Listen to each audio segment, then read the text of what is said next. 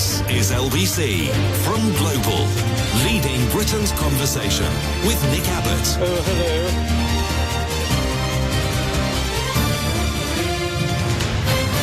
Well, let's get back to it. The UK looks to be hit by another barrage of snow. Oh, no. Snow?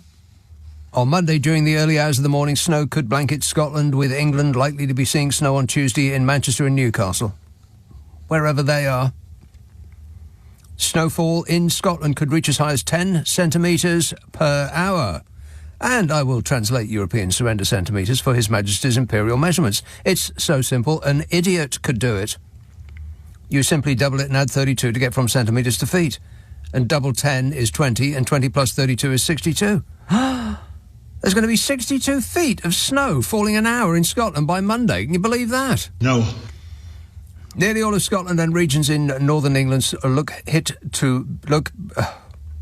Shall I start? Shall I start that again? No. Oh, all right then. Nearly all of Scotland and regions in northern England look set to be hit by snow throughout the remainder of next Tuesday. Of course, listeners in Glasgow will get their own weather. I can check on that while you wait.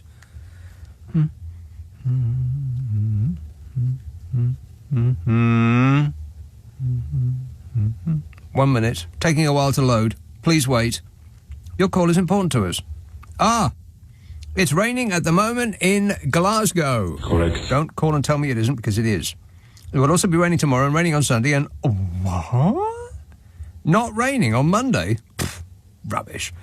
Raining on Tuesday, and then you might have sun on Wednesday. Do you have anything to wear in the sun? No. It'll be raining on Thursday and raining on Friday and raining next Saturday and raining on Sunday and raining on Monday and pretty much every day for the rest of your lives. Oh, well, never mind. Maybe it'll be better weather in your next life. Here's the weather for the rest of us. Sunday and Saturday and Sunday, but not in that order. Cloudy and breezy, rainy and drizzly and mildy. Would you like to hear the long-range forecast for the whole of December? No. OK, first half of December, a cold and frosty form. A cold and frosty form on Tuesday. What have I mistyped there? What does form mean? A cold and frosty start? How did start came out as from? Never mind, just press on. A cold and frosty from on Tuesday, with freezing fog in places and rain falling as snow across Scotland land. Motoring organisations warn of treacherous conditions. And if you're caught in a snowstorm, they advise hanging off the bumper of the car in front and sounding your horn and flashing your lights if they delay you by even 1 second from getting to your very important appointment to watch television at home. Of course, if you are driving a car with a matte paint job, you will already be doing this. Thank you. And then second half of December, which includes Jesus' birthday. We're there already.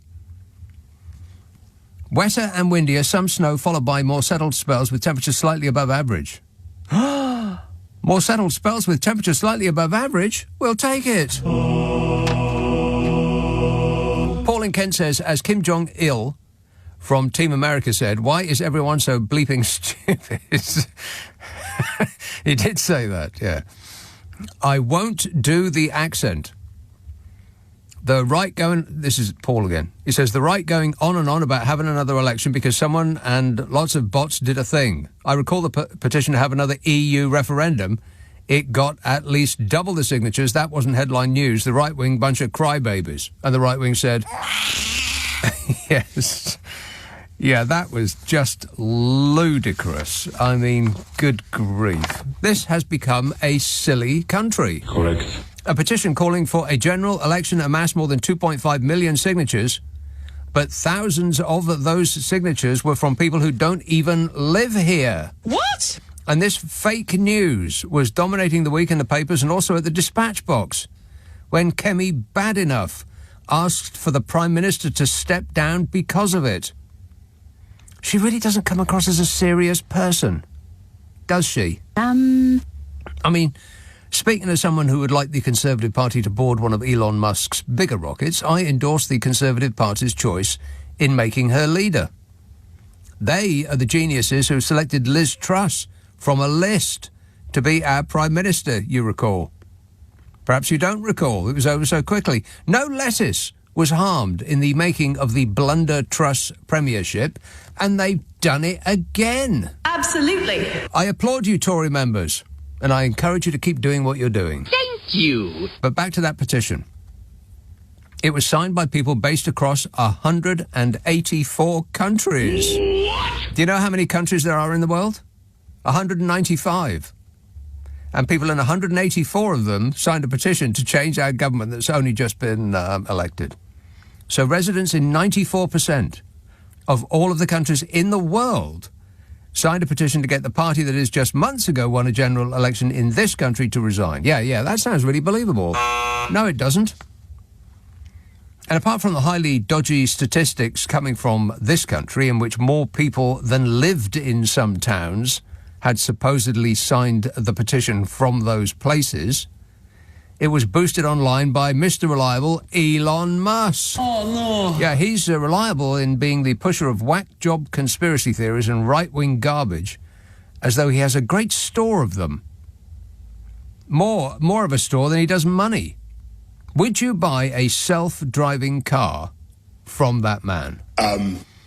He seems to think that he has somehow leapfrogged being the President of the United States and has been elected Supreme Leader of the universe.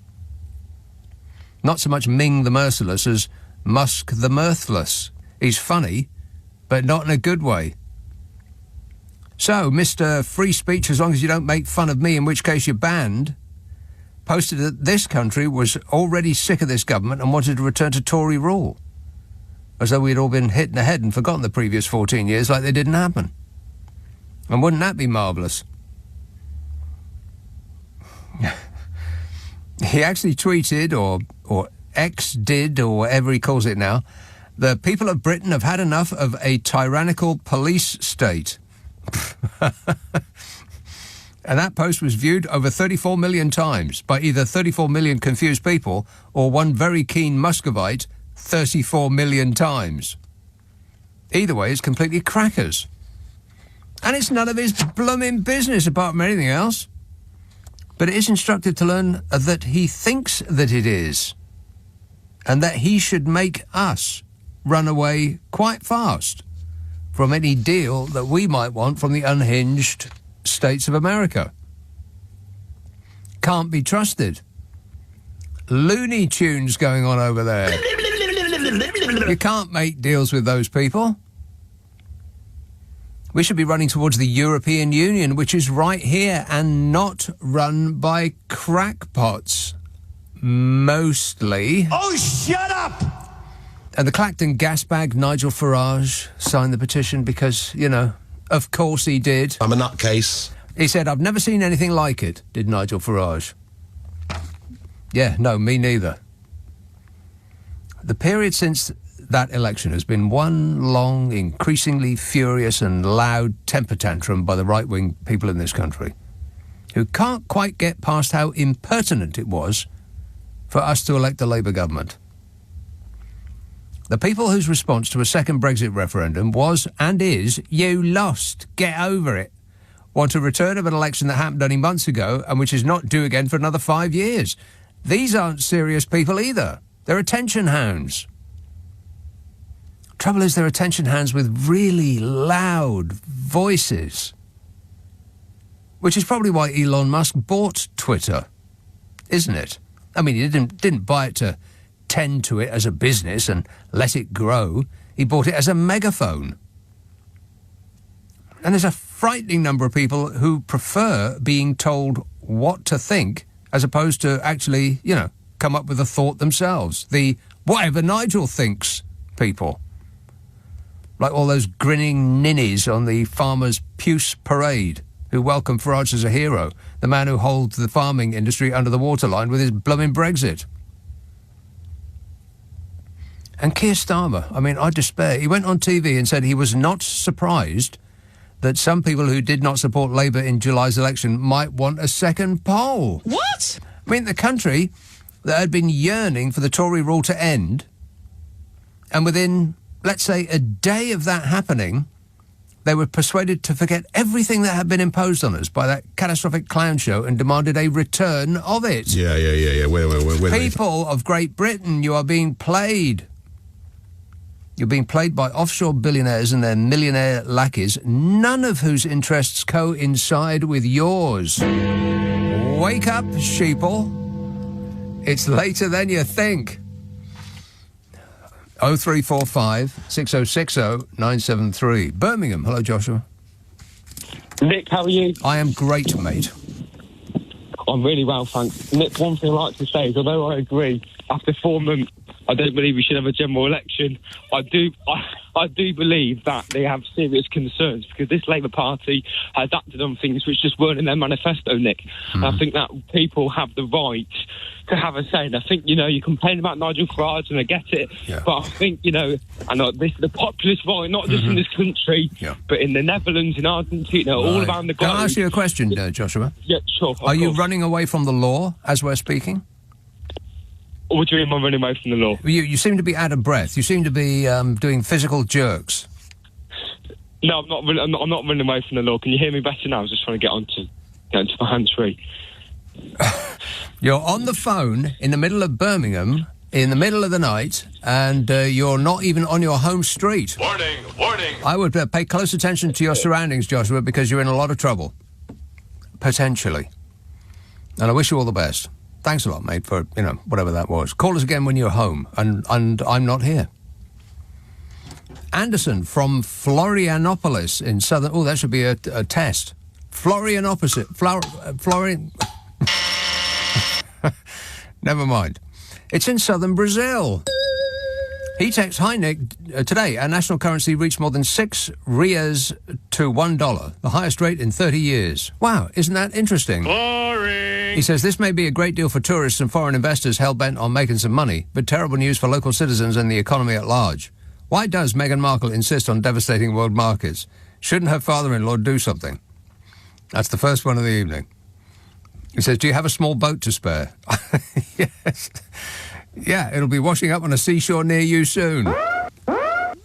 Watch for it. 0345 6060 973. Text 84850. Oh my God, there's so many of them already. I haven't been on for 15 minutes yet, and already I've got too many texts and messages to read in a brief 3-hour show. How do these people get my number?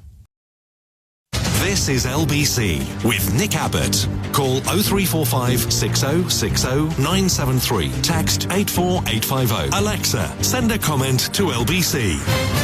What number are you calling from? It's 0345 6060 973. Matt in High Wycombe texts the following. It's a little long, so pull up a seat. He says, "So the Office for National Statistics figures for 2023 show a 900,000 increase in inward migration, which is equal to the 3-year migration total prior to Brexit. The figures also show that the white Europeans went home and were replaced in the main by Nigerian, Pakistani and Indian migrants, which I'm sure will please many of the Brexiteers." Not what they had in mind, I bet.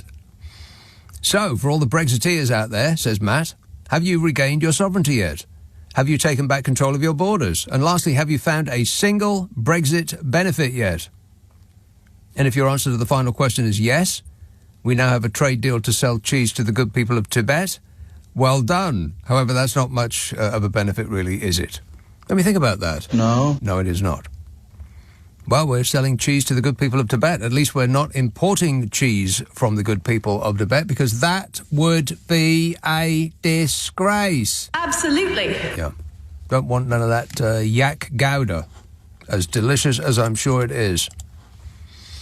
0345 6060 973. Here is a call in beautiful downtown Clacton. Ben. Hello, Nick. Ben, have you seen Hide Nor Hair of Nigel Farage? No. I haven't. No. I've written to him. Have you? Yeah, I'm trying to get him to support my new company called Warm and Cozy Elderly UK, CIC. Warm and Cozy. Well, that sounds lovely. Well, it will be lovely for the people that get the warm packs. Right. And what response did you get? Well, I got two 90-year-olds 2 days ago, and they had the two warm pack each. No. The letter to Nigel Farage. His private secretary has got in touch with me, so I've acknowledged that. So I'm waiting for Nigel to get involved and and support. I don't really care. I'm apolitical because as long as I don't care who helps, as long as somebody helps. As long as somebody helps, yeah. Well, we've been talking all week about the bill. The people are getting permission to take their own life if they're suffering, and I support it. But you're not about to bring us down in the first half hour of the show, are you, Ben? No, of course not. But the people that brought in the winter fuel allowance cut. Mm-hmm. I'm totally against, because you know what, you know who cut the money from the pensioners more so than the brand new Labour government, because I was writing the book that is going to come out at the end of the year with the A to Z, and so I'm going over what happened during the course of this year, and the amount of stuff that you forget is really quite extraordinary. And the budget at the beginning of the year from the previous Conservative administration was going to remove £3,000 from the better off pensioners, and considerably more than they've lost in the winter fuel allowance from those further down the line. Yeah, I mean, I've got no truck with the last government. I mean, totally crazy, and they've done a lot of damage. But the thing is, in fact, the little known thing about the pensioner credit was that if you made provision for yourself, this was the original bill way back in 2008. Yes. They put in a provision, if you had provided for yourself with a small pension, then you would still get the winter fuel allowance. Right, but Tories removed that. Yes, but Ben. Yes. What does this have to do with this show? Well, you mentioned the snow at the very beginning. Oh, I can imagine. I see. It's my fault. That made me ring up. But, yeah, I mean, you can imagine a pensioner sitting there in the snow. And it always reminded me of the movie Gregory Peck when he was doing his presentation as a lawyer for the little girl that had been raped. Oh, wow. You really are determined to bring this show down, aren't you? Well, I've asked the MPs, I've written to the MPs asking them, you took the vote. I was standing outside Parliament as well on the same day. I've asked the MPs if think about it, if it was your mother or father that was sitting there freezing, what would you vote for? I mean, it was disgraceful. Yeah. And it shouldn't happen, and we need to do something about it. OK. Well, what we won't do about it in any way, shape or form is by you calling this show up. Because we've spoken before, because I recognise that laugh, and you know that what you're talking about has no part in this silly show with the cow noises.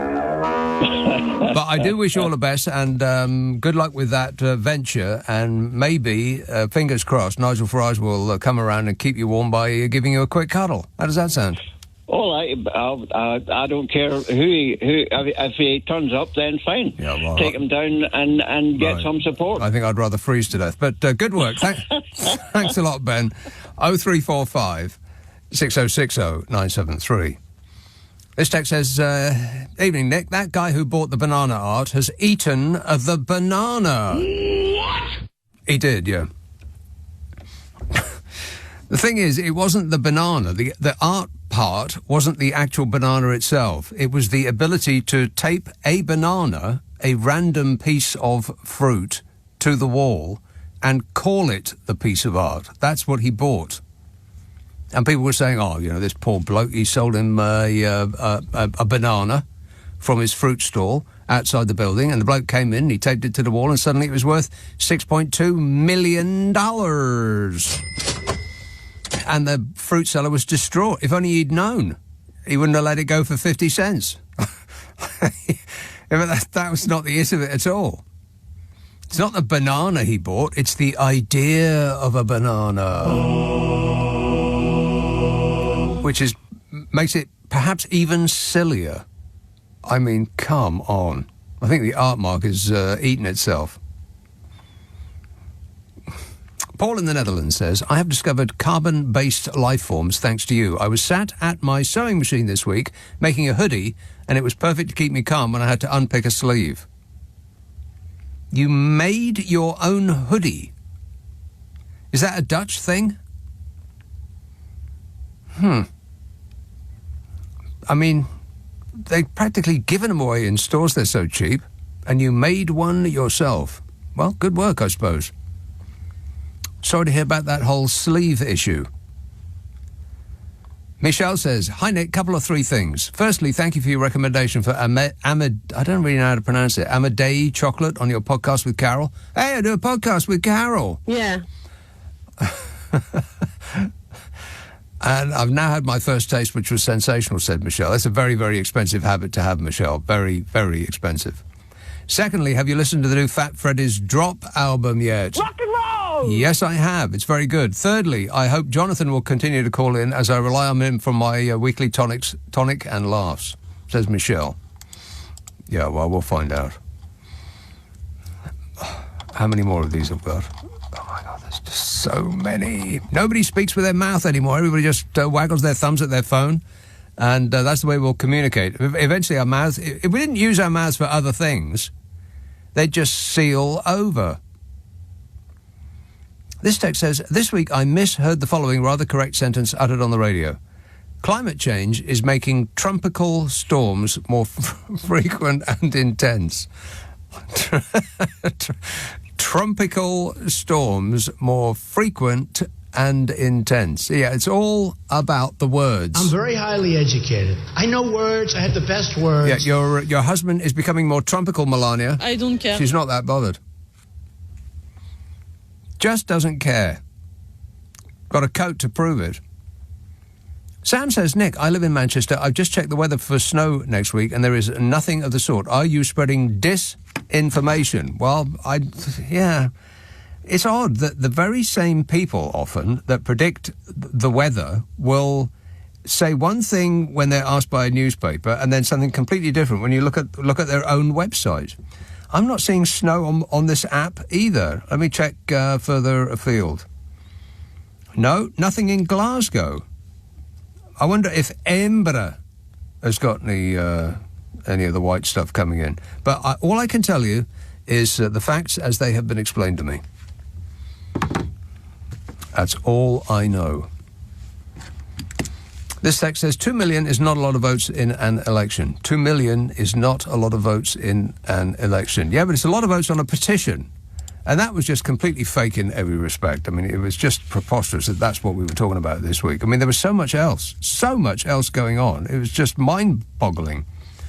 I mean, apart from that thing today, which did not go the way I thought it was going to go, that debate in Parliament, which I don't want to talk about it.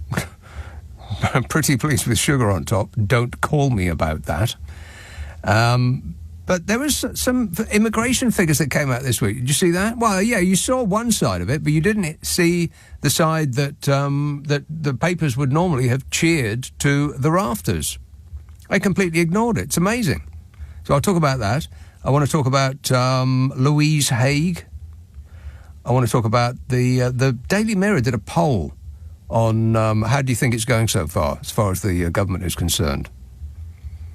And they listed some Labour achievements so far. I have a more fleshed-out list, which I will lay on you later. And a really amazingly great thing happened to a really dreadfully awful person. Isn't that always the way?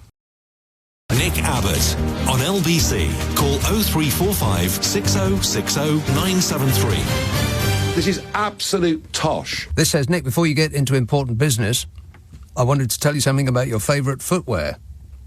My favourite footwear, he has written that as... We could have cheaper food, clothing and footwear straight away. Yeah.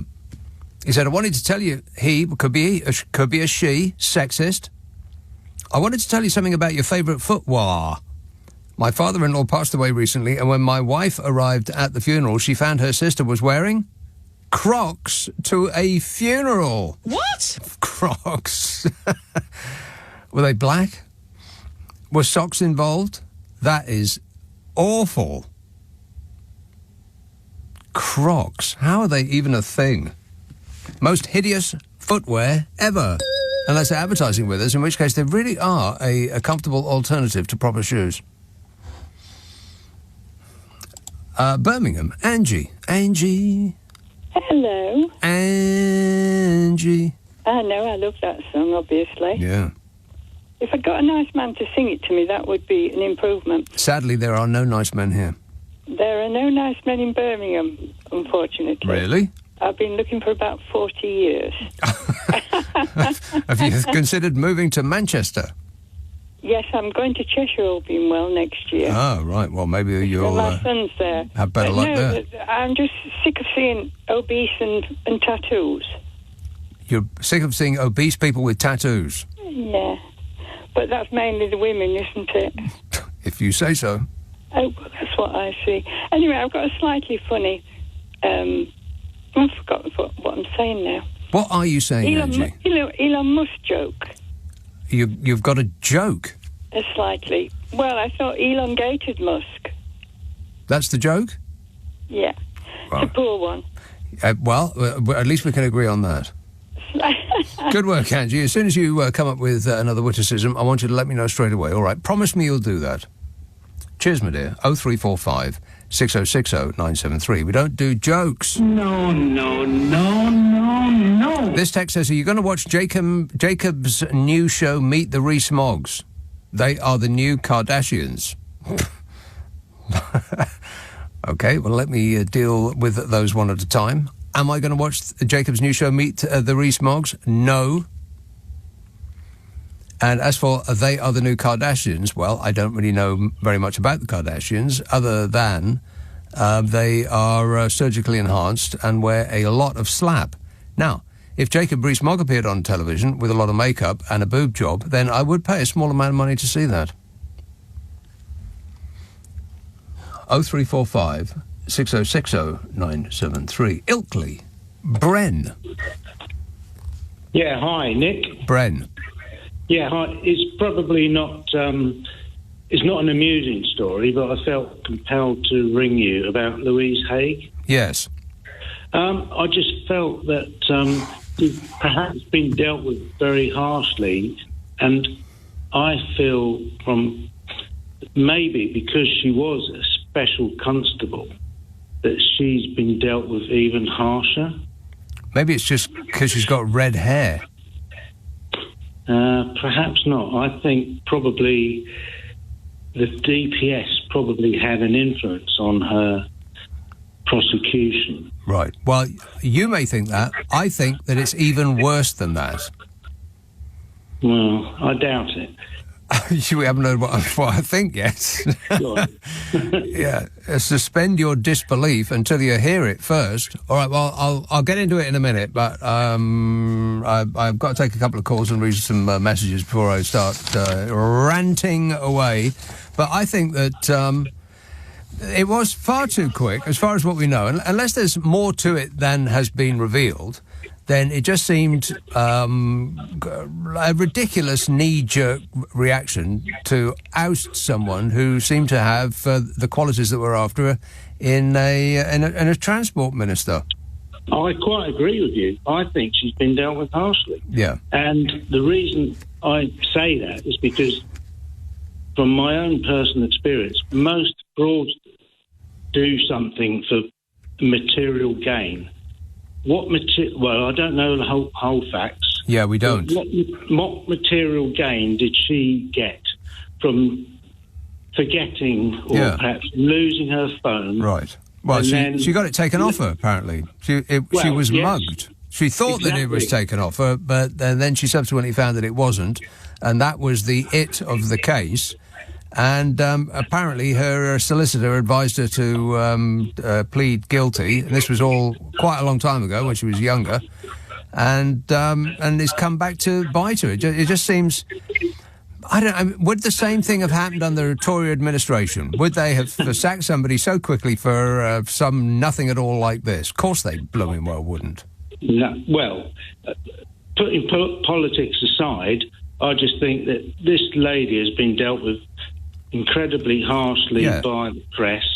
And by Keir Starmer. Let's not beat around the bush. It must be, unless she, off her own bat, decided to just resign, then it's got to be the word coming down from the top, no?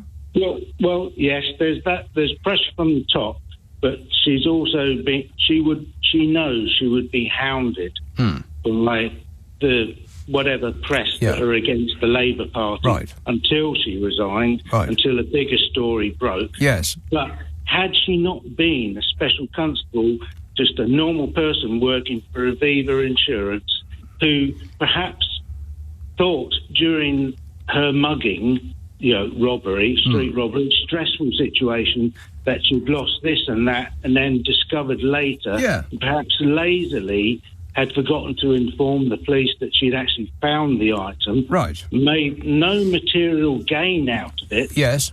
She probably, at best, no further action, maybe even received a caution, which is similar to what she got at the Camberwell Magistrates Court. Well, under the previous administration, if all of that were true, she'd be the least guilty person in Parliament. Every single person around her would have been guilty of something more serious than that. Yeah, and include for 10 years since it happened. Yeah. So, what hell are we talking about? A society that, I don't know, tries to run someone up for doing something in the heat of the moment. It's not a society, though, Brent. I think it's down to one person fearing a pile-on by the offshore billionaire right-wing press. Well, you may have a view on that. I don't know. I'm not that politically aware, but I just felt compelled to ring you up and say I found the whole thing very disturbing, and thank you for listening to me. Okay, thanks a lot, Brent. Disturbing? I mean, that seems quite serious. Are you going to be okay? No, yes, I certainly will be. Okay. All right, glad to hear it. I'm doing a great job. You're very, very upset. Possibly doing a great job, but not given the opportunity to do so. All right, good work. She gets over it. Yeah, me too. Thanks a lot, Brent. 0345 6060 973. Yeah, I'll get into that in a minute. This text says, Liz Truss becoming our PM was the first trial. Well, it's written trial attempt of robots being in... Oh, God. Shall I read this as it's written? Yes. Okay. Liz Truss becoming our PM was the first trial attempt of robots being in control. Sounds like a robot wrote this. Affirmative. It didn't go to plan and she malfunctioned badly, but there will be a Truss 2 coming to a country near you soon, says that texter person, if it is indeed a human being. I'm kind of over Twitter. The amount of times now that I read somebody say something perfectly reasonable on that website, and it's followed by about 86 million comments, all of which are completely unhinged, and you hover over them, and they'll have a blue tick right enough, which means that they pay, what is it, £7-10 a month, something like that. And they'll have like 3 followers. It's all robots. Affirmative. All of them. I'm over it now. Thanks a lot, Elon Musk, you aegis.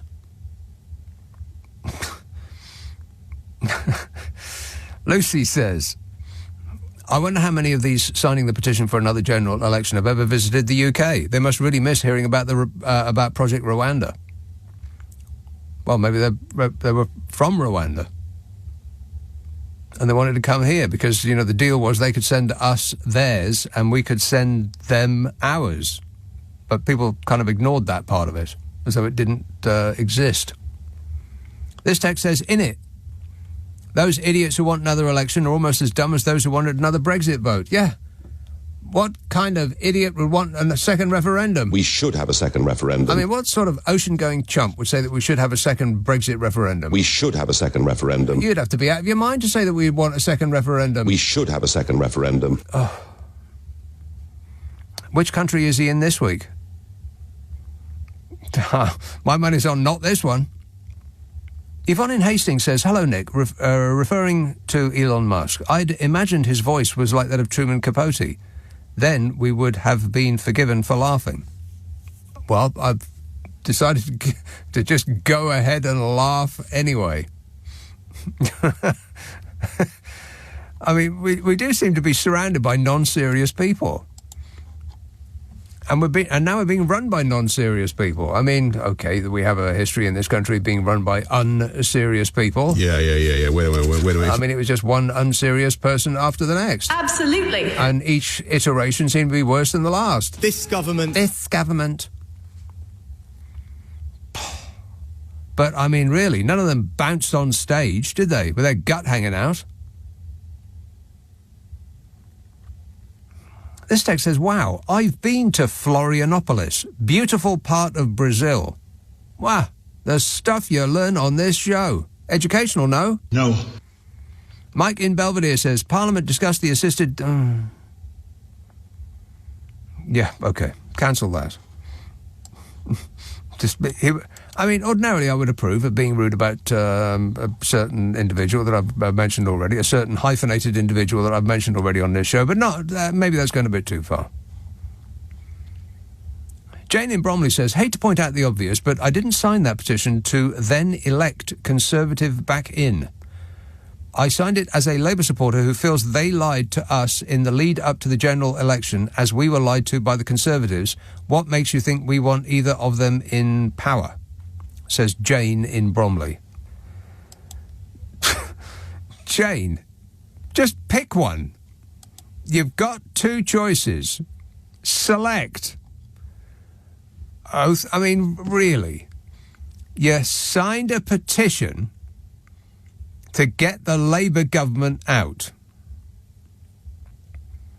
This whole country has lost its mind. Nick Abbott on LBC. Call 0345 6060 973. Right, so what are we doing? Given we are doing a radio show, I have mentioned you already in this show, and I suppose that now would be a good time to mention that I do a podcast with Carol McGiffin. Yeah. I think you'll find it a delight. It is highly amusing, and we're coming up to our 300th episode. What? Yeah, 300 episodes. Before the end of the year, I think we'll have done our 300th episode. I can't believe it. I can't believe we haven't killed each other yet. Now, the idea of the podcast is what? The idea of the podcast is... It's a good job this stuff isn't written down, because that would look terrible on paper. The idea of the podcast is... It is a problem-solving podcast. Isn't it? Yeah. Yeah, it is. Now, if you have a problem, an issue, a dilemma, or something that has always puzzled you and you can't really figure out why, then send it to the unprofessionals at the following address: nickandcarol at global.com. NICKANDCAROL at global.com. Oh, right, yeah. And prepare to be totally satisfied. Oh, right, yeah. Ask for it by name on an internet near you. What is your problem with Nick and Carol? I think you'll love it. Let's see now. Sandbach. John. Oh, yeah. Is it Sandbach? It's Sandbach, yeah. Sandbach, right. Yeah. What's it like in Sandbach, John? Terrible. Well, weather-wise, it's okay. Terrible. I wasn't expecting that. Terrible. Yeah, yeah, terrible. Sandbach is full of woollyback, so it's terrible. Now, is that a type of farm animal? A woollyback? It's a Scouse term for people who are not from Liverpool and live in the country. Why do they call them that? He asked, probably expecting... Think of sheep. Right. Yeah, I am thinking of a sheep. Never mind. Let's move on. Never mind, yeah. The yes? right-wing media are dominating the airwaves, the yes, written media. They shout the loudest because they have no shame. I see more Conservative politicians on television than I do Labour. They interview more Conservative politicians who've got nothing to shout about because they stuff things up because you were that bad. Yeah, they still are. They're still going on. You're quite right. They're still being interviewed and still being taken seriously. And I, when I see them, I'm still thinking, are you still speaking? Wouldn't a period of silence be great for around about now, for, let's say, the next 5 years, minimum? Keep your mouth shut, and if you got any great ideas, let us know. Yeah. But you didn't have great ideas No, 14 years. That's right. Yeah, they're all full of great ideas now that they aren't in a position to put them into power and to enact them. And what upsets me is, you know, when you get this Politics Live on BBC and all that, where the people there are Conservative, Labour, and this, that, and the other. Yeah.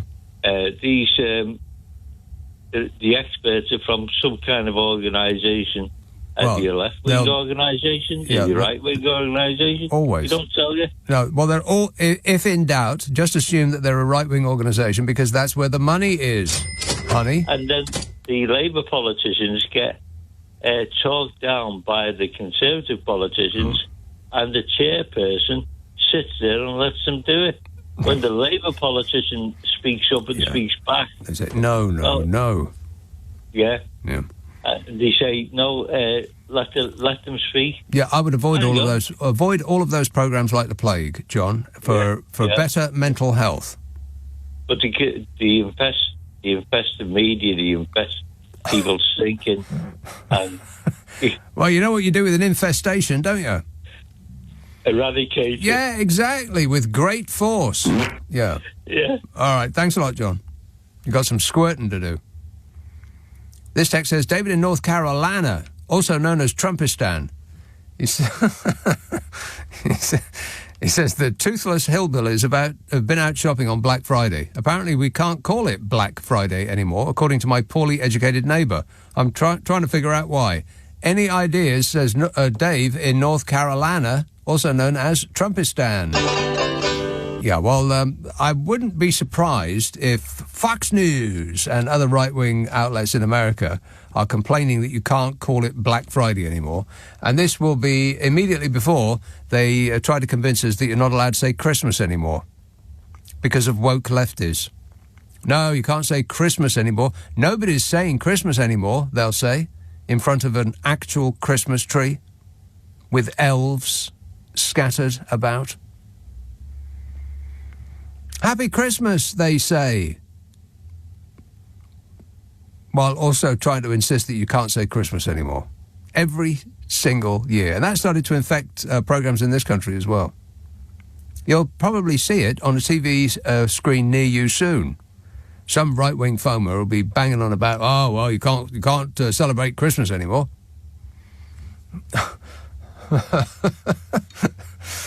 Yeah, I bet it's. I would not be remotely surprised if an elected official from the Reform Party would be saying something of that order. We've got a few idiots in our party. If you say so, Nige. I couldn't possibly comment. If you haven't heard it yet, you will. As soon as we approach the foothills of December, then they'll be yelling about how dreadful it is you can't say Christmas anymore while wishing you Happy Christmas. Can't say Black Friday anymore, apparently. Bridgend, Bo. Yeah, Nick, in the man cave with a can of McEwan's, mate. Oh, that sounds lovely.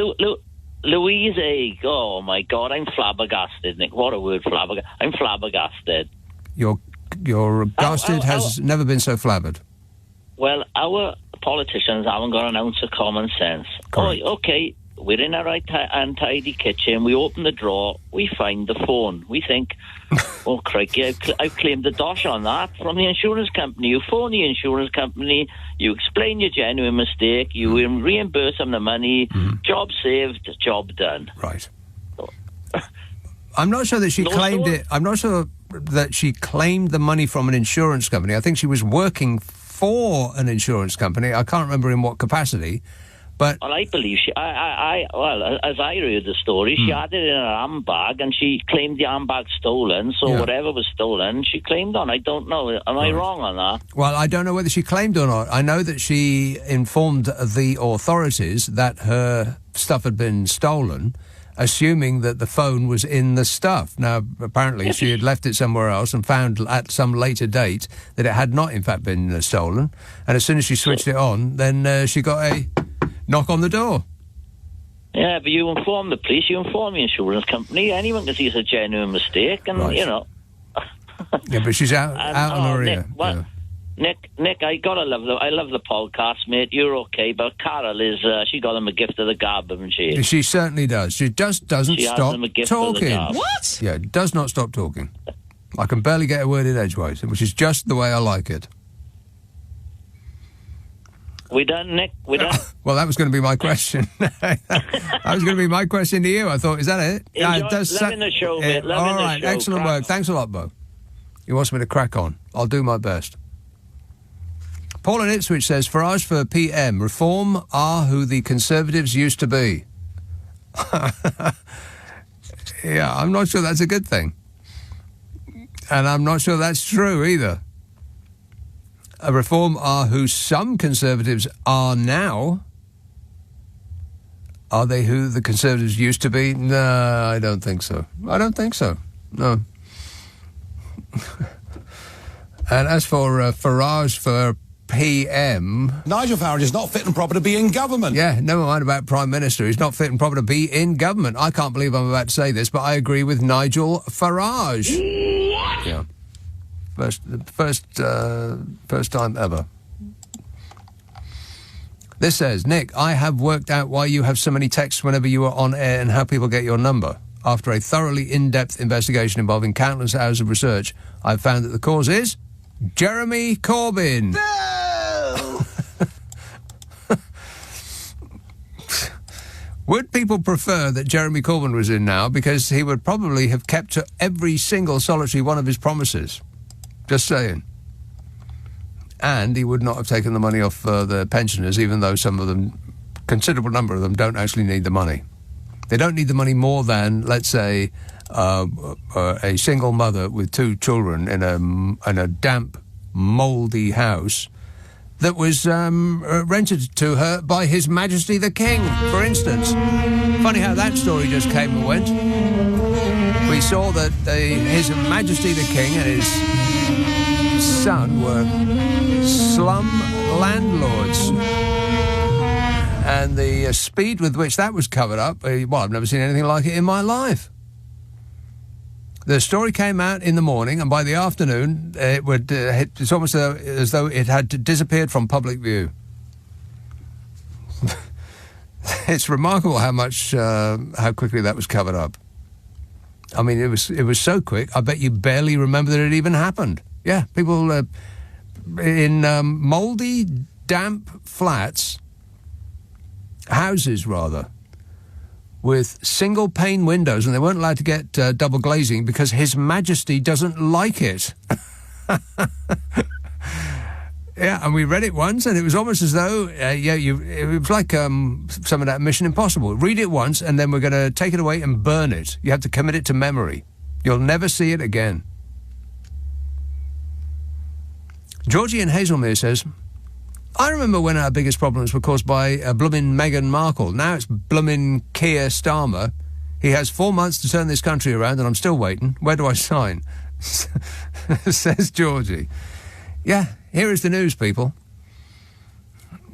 14 years of Conservative misrule. I mean, can you remember how bad it was? No. No, it's as though it never happened in some people's minds. The entire country was yearning for them to go. And after 14 years, people elected a Labour government and thought that they were... I've said this before, but I know he looks like he has just graduated from Hogwarts, but he's not a wizard. Crying out loud, it's going to take at least 14 years to turn around 14 years of misrule. Just think how quickly you can break something and how long it will take to build that thing back up again. Like a jigsaw puzzle. Or an Airfix kit. 0345 6060 973. Nick Abbott, LBC. On your radio, on Global Player, and Play LBC. leading Britain's conversation. This is LBC.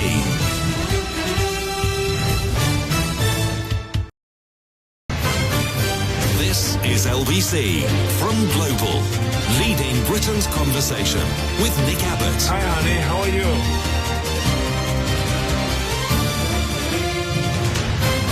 I just want to tell you all how happy I am to be back in the studio, making a picture again. It's a radio show, dear. This says, Nick, I'll have you know that I myself am on the phone walking through the streets of Birmingham in the middle of the night, and I can assure you there is no danger. My phone would never be stolen. It is perfectly set. A joke. Oh, no. Listener with material. Keith says, the guy who wrote to Farage would be quicker if he wrote to him at the White House. Well, that's true, yeah. Or if you simply just paid him £15,000 for a speech. Then he'll talk to you. Is he still doing those things where he appears from a telephone box and wishes you a happy birthday? Or he emerges from a tree? I remember one where he emerged from a tree to wish somebody a happy birthday. First name Hugh. Second name... never mind. I mean, what's that about?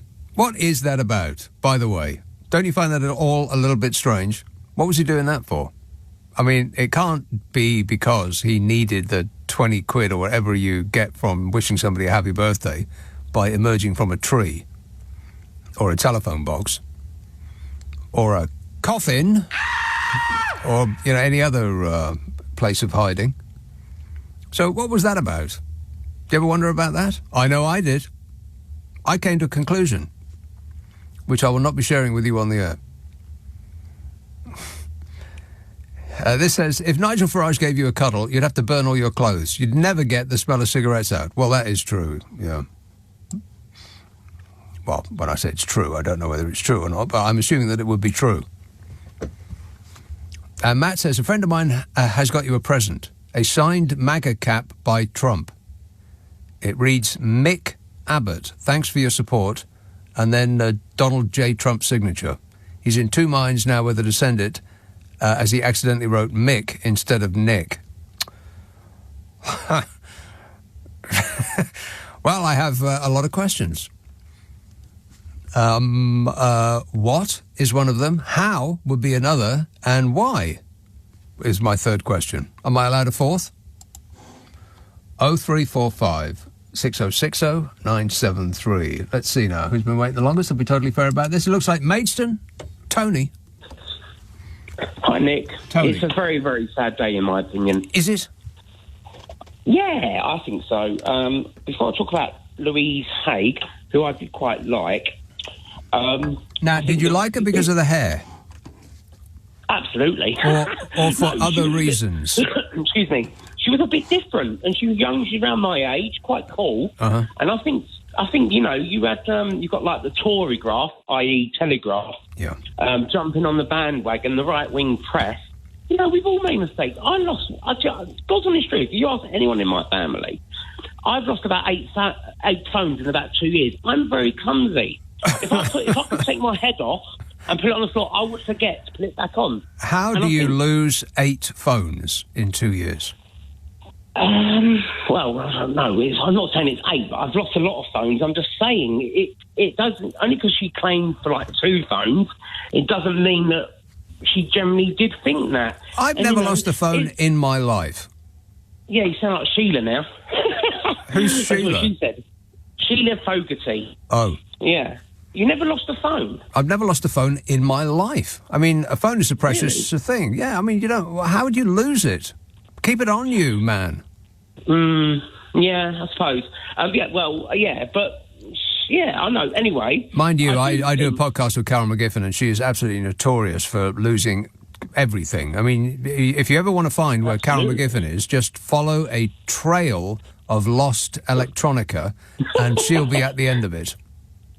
Yeah, well, funny you mentioned Carol, because I know you're quite good friends. You do that lovely show with her, What's Your Problem? I've actually emailed that, and I don't get a reply. Very angry, very angry. I'm joking. Well, when did you email the question? Oh, I did, yeah. No, when? Anyway, I'll do it again.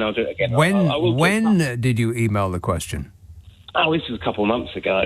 Well, but I suppose you get a lot of them. Anyway, yeah. Because you're so popular. Well, what was the question? How to deal with my brain spaghetti. Right. I'll tell you what. I'll look back through my history. Mm-hmm. I thought it would be a great question. So it's up to you if you want to do it. Okay. But can you, when you speak to Carol, her ex-colleague on Loose Women, Jane Moore, was first to be voted out on I'm a Celebrity tonight. And which is a shame because I thought she was quite good. So is that the thing that you're upset about? Not really, but yeah, I'm more That's a upset yes. about Louise Haigh. What? Oh no! One other thing. I know I'm all over the place again. One other thing. Yes. The reason why it's a sad day, other than Louise Haigh, who I thought was very good. Apparently, I don't know if this is true, but I've heard or speaking to someone. Apparently, she's pregnant. I don't know if that's the case. Right. But that's what I've heard. But as long as you just blurted it out, that's fine. Well, yeah. Well, there might be other things going on. You know. On the other hand, she might not be. But you know. Yes, absolutely. Yeah, but it's just yeah. So I hope she's okay because we've all made mistakes. She's the same age, around the same age as me.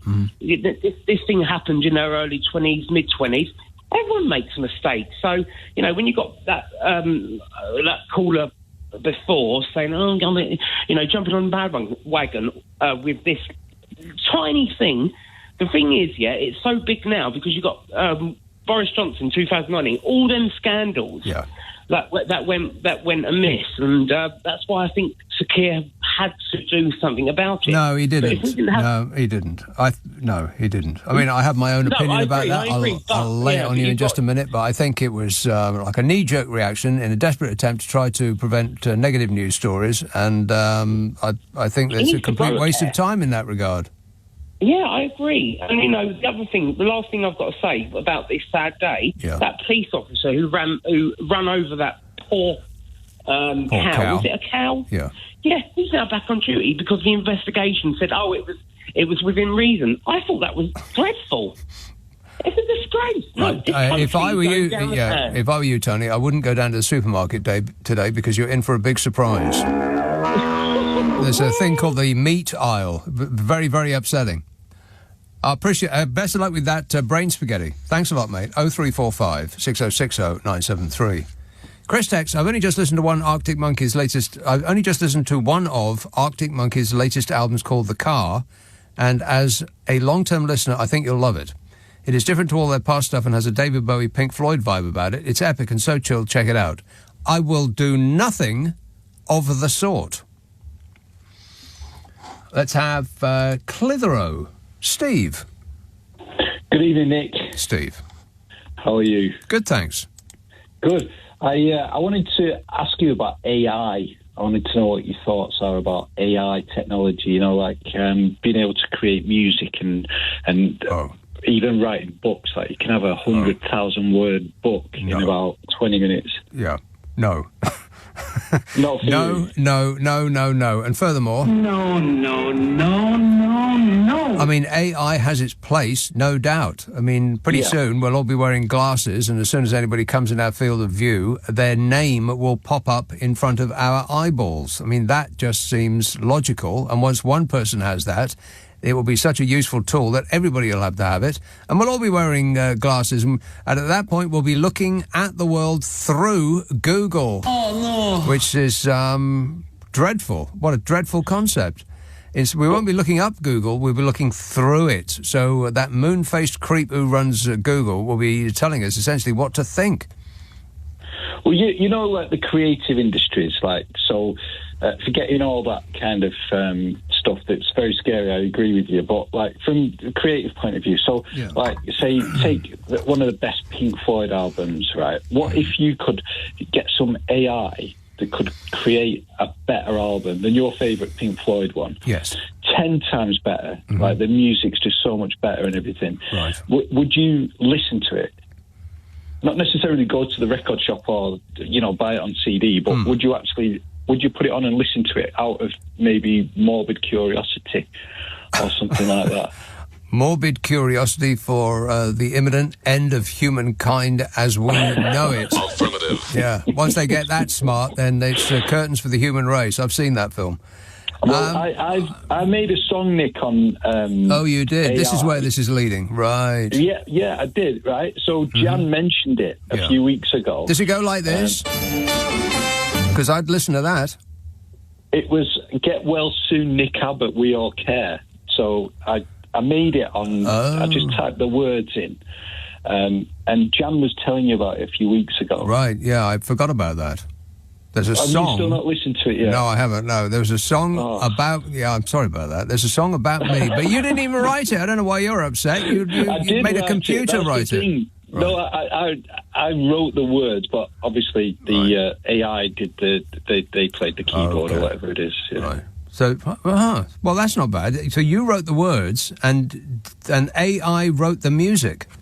Wrote the music and the backing track and the vocals, and I think the girl who's singing it sounds a bit like Taylor Swift as well. So, but that was a fluke. I didn't ask for a Taylor Swift style vocal on it, but yeah, it's so when Jan mentioned it, suddenly I just got all these notifications on my email saying somebody's commented on this, someo's commented on this. Well, Jan is very connected. Well, exactly. She knows people. It had like thousands and thousands of views just off Jan coming on and mentioning it to you. And now you're famous. Well, no, you couldn't even be bothered to log on and listen to it. And, it's homework, but it's about you, Nick. Yeah. Well, you would think I would be interested in something that's about me, but sadly not. No, I don't pay attention to what goes on in this show. Are you joking? Bad enough I have to sit here and do it. I'm not going to listen to it as well. I've got a feeling, if you ever find the time, I've got a feeling you'd like it. Right. I think it'll make you smile. Okay. Leave it with me, and I'll have a full report on your desk first thing or at least I'll get a computer to write a full report and email it to you first thing in the morning. Correct. Thank you, Nick. Thank you, Steve. Cheers, mate. 0345 6060 973. What was the name of that song? I've forgotten already. Caroline says, why does everything close down when it snows here? We're such snowflakes about snow. Well, that is a fact. Yeah. They'll send news people out into some wind-blown location, and they'll be standing there telling us about the horrors of the snowstorm, and the snow will barely cover the toes of their shoes. You'll be able to see the grass poking through it. It will be so thin. And they'll be talking about it like it's the end of the world. I don't know. Why is this country so susceptible to anything? The trains don't run when it's too hot. Parks don't open when the wind blows. If it becomes cold, then school shuts, roads are closed, transport's cancelled, planes can't take off. It's like we're perpetually on the edge of catastrophe. This whole country is like a tightrope walker, waving our arms madly in the air in order to stay upright. Other countries aren't like this. I'm pretty sure about that. Teetering on the edge of catastrophe all the bloomin' time. Whose fault is that? Probably is.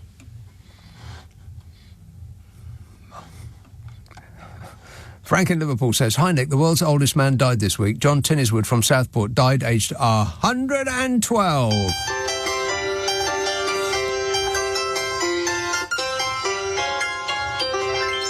112. He lived through the tenure of 35 prime ministers or 834 Liz Trusses. Absolutely. That is both rude and correct. Well done, Frank. LBC. Nick Abbott on LBC. Call 0345 6060 973. Hello, boys. 0345 6060 973. Chris in Romford says, hi, Nick. This time last, I told you about the fish tank my wife and kids got me. We named one of the fish Fishy Sunak. Long story short, we also got 2 snails this year. We got 2 snails this year for the tank. Can you tell where this is going? He says, I've named them Nigel and Richard. I'm a nutcase. Fishy has since disappeared, says Chris. Greenwich. Hello, Mary. Mary? Hello, I'm here. Is that me? There you are. Oh, I'm here. Yes, I'm definitely here. Mary. Yeah, I've got you on speaker. I'm going to turn you off. Yeah, turn off the I was loudspeaker. nearly deafened there. Yeah. You know me. Take as much time as you need, Mary. Oh, sorry, sweetie pie. Sorry. It's a live show. Go ahead. Just want to talk about the Parliament in America talking about the UAPs. The Would you be UAPs. interested in talking about them? The unidentified aerial phenomena. That's right. Phenomena. Then, Stop. you know? Stop singing. Yes. You know, when we were old, like a long time ago, we used to call them. What do we used to call them? UFOs. That's right. That's Yeah. right. Unexplained That's right. That's flying right. objects. That's right. Yeah. I really love that tiger light. You know, that's neat. That's neat. That's neat. I really love your tiger feet. tiger feet. Yeah. What are tiger feet, by the way? God knows what. I have no idea. Can you, Mary? Can you remember the dance? Oh yeah, I could do that very well now. You have to Just like hook that, your. down to the floor. You have to hook your thumbs in your belt buckle, and That's right. and you go back to the left and back to the right, and then forward to the left and forward to the right, and then repeat ad nauseum until you throw up. It used to remind me of Tim Rice a bit, or Tim Curry. What was his name? Tim Rice, Tim Curry. That Well, fella. Tim Rice is the guy that wrote the words to Jesus Christ Superstar, I think. Oh, it's not him. And Tim No. Curry is the guy who used to glide about a lot on ice. That's him. Yeah. Tim Curry. Right. Like, no, it's the one like the one that was like Scary Man. Scary Man. No, but that's our generation anyway. Right. Isn't it? No, but UAPs and all that in America. Every time I go on TikTok, I mean, I'm 63. Can you imagine? 63. Yeah. Every time you go on TikTok, people are saying, "What you doing here, Granny?" Talking about this balls, great balls of fire in Manchester Airport, this metallic balls and all that. Yeah, And then- there seems to be a lot of that about. Yeah, there seems to be a lot of that about, and people are rubbishing it, but if any of them are real, it will be the biggest story that has ever happened on this planet, including any world war you might mention. So what do you think about it then? You're my leader. Right. You are leader. You are our leader. Nick Abbott is our leader. Well, tell us what you think about it. Don't say that, Mary, because aliens from space might be listening to this and they might take that on board. And when they ask to be taken... You are our leader. When they ask to be taken to our leader and nobody takes them to me, they might decide to just nuke the entire planet. Well, blast off and nuke the whole site from orbit. It's the only way to be sure. Well, what do you think about all that then? I don't know. I don't know. Relic? I don't know. Is it relics? Or? I don't know. What do you Mary. think? I don't know, is what I think. Can I tell you that story? You're going to cut me off? Well, if part of the story is you got probed by an alien, then yes, I am going to cut you off. Yeah. Okay. Thanks a lot, Mary. Yeah, I don't know. I mean, some of it looks unexplainable to me. Anyway, maybe they may all have perfectly reasonable explanations. But, you know, some of it's odd. And these aren't kooks. There's not crazy people. I mean, I'm not necessarily including Mary in this list of people that aren't crazy. But these people aren't nuts. These were pilots with the military or pilots with civil aviation. These were serious people who were in charge of, stuff. And they say that they have no explanation for what it is that they saw and that things did not appear to act in a way that seemed physically possible.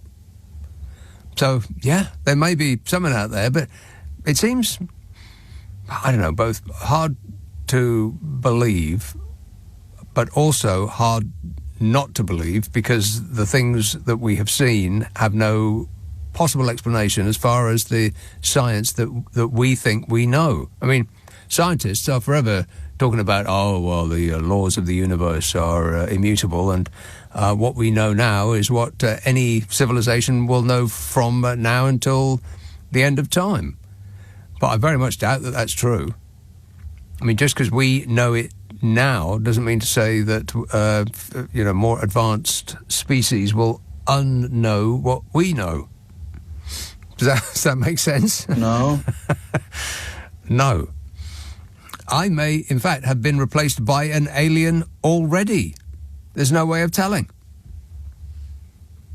Simon in Windsor says, I'm just back home from London's fashionable West End, where a pint of beer was £8. Yet it was packed, he says. My mates and I were looking to go to a concert, and we narrowed it down from The Jam or Holly Johnson at the Albert Hall. Being a rock and roller, do you have any thoughts? Yes, Simon. My thought is that you wouldn't have a cat's chance in hell of going to see The Jam or Holly Johnson at the Royal Albert Hall. The tickets will have been sold almost the instant they went on sale. It's like everything. Everything is sold out, and the more expensive it is, the more difficult it is to get your hands on it. I don't know who all these people are with the money, but there's no end of them. Particularly in London's fashionable West End. You pick any fashionable restaurant in London's West End and ask them if they have a table for two at 8 o'clock on any Saturday within a year, and this is the response. And they'll slam the phone down and ask you how you got their number. No, it's absolutely remarkable. And you'll, in much the same way as I occasionally look at holidays that I'm not going to take, just like whiling away the day. Do you do that? You'll get an email or something that says, hey, have you ever thought of Barcelona in the winter? And you think, and then you click on that, and then about 3 hours later, you've chosen your flight, and you've picked out your hotel room, and then remember that you aren't going there. But, every now and again I'll look at a restaurant and look at the menu and see how much things cost. And you start adding it up in your head and you think, well, maybe I'll just order tap water and stick with a basket of bread. And then you see the price of the wine list. Oh, no. And you think, how on earth can anybody afford to go there? But they're absolutely chock-a-block full. What day is it? Friday. I bet if you went to just pick any restaurant in London, in the centre of London, that is for the highfalutin, I bet you wouldn't have a chance of getting in to eat at any time of the day tomorrow on a Saturday. I don't know who they all are, but they've got no end of money. Huge. Andy texts, I never trust anyone with bright coloured hair. I mean, if you can't be honest about your hair colour, what can you be honest about? Every now and again you'll pass a nice old lady who has purple hair. The only two kinds of people that have ever had purple hair are nice old ladies and punks. Rock and roll! Only punk rockers and nice old ladies have purple hair. Where did purple come from, by the way? I mean, I know they had blue, which is such a weird colour to choose. I mean, how about brown or black would be a better idea, or blonde, but blue. Which is the old lady that first selected blue as a colour to put in her hair? What's that about? Questions. Wendy in Clackmannanshire says, try writing Clackmannanshire down. That's that's quite a satisfying looking word, as a matter of fact. Clackmannanshire. Wendy says, talking of Crocs, I had a pair at the back doorstep for going out in the garden. One day I put my foot in the croc to feel something cold and slimy. It was a frog. sheltering in the toe part. Fast forward, I'll just check ahead. One moment. Okay, no frog was hurt in the course of this story. So you can relax. It was a frog sheltering in the toe part. Fast forward 2 weeks and it was back again, but after the first time, I now always check the shoe before putting my foot in, says Wendy. That is excellent advice. I do that too.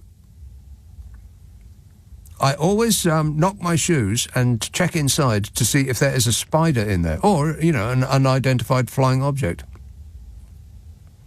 That is just good advice. Appreciate it, Wendy. Thank you. This says, well, the issue appears to have more to it. What issue?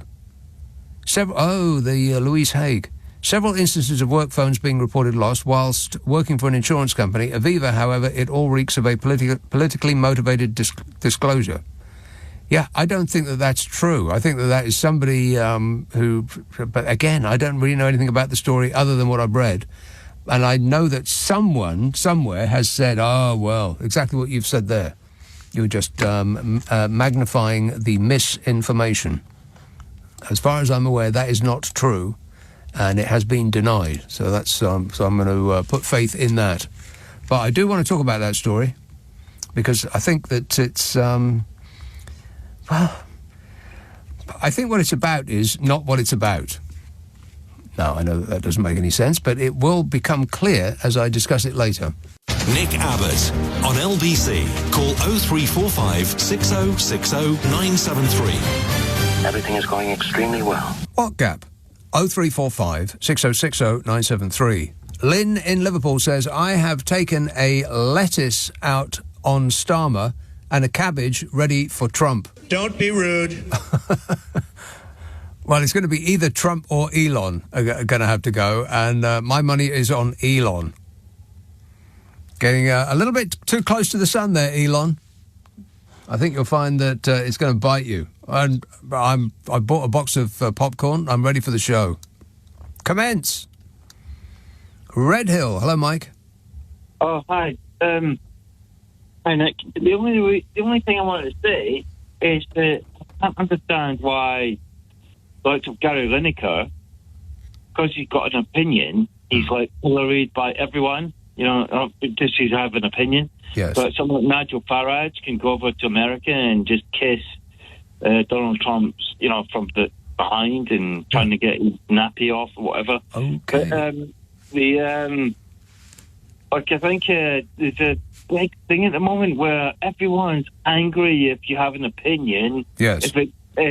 If you are not a politician, then for some people it appears as though it's almost against the law for you to have an opinion on anything. Now, these are, of course, the same people that spend all day pouring their opinions all over the internet. But as soon as somebody famous who is not famous for their opinions says something as an opinion, then they freak out as though they've just been goosed. Yeah, but I think the most sort of hypocritic pinnacle of this is the fact that the richest man in the world has endorsed Donald Trump and is now trying to run America. Yeah. And when people say, "Oh yeah, if you're not keep it a politics," you can't have an opinion unless you're a politician. Yes. Right, and if you're the wrong kind of politician, then you're not allowed to have an opinion either, because you're a stupid moron for not being part of the correct party. Yeah, and particularly if you're an actor or somebody in show business, then you really aren't allowed to have an opinion, unless you have an opinion that chimes with the opinion of the people that are doing the complaining. Like Michael Caine, for instance. Michael Caine said something, I don't know, it was probably about the farmers or Brexit or something like that, and your average Brexiteer was practically putting out the bunting, they were so pleased. The very same people that if any other actor had expressed an opinion on anything, they would have been yelling at them to shut up. Nobody wants to hear your opinions. Blooming actors, stick to what you do, like pretending to be somebody.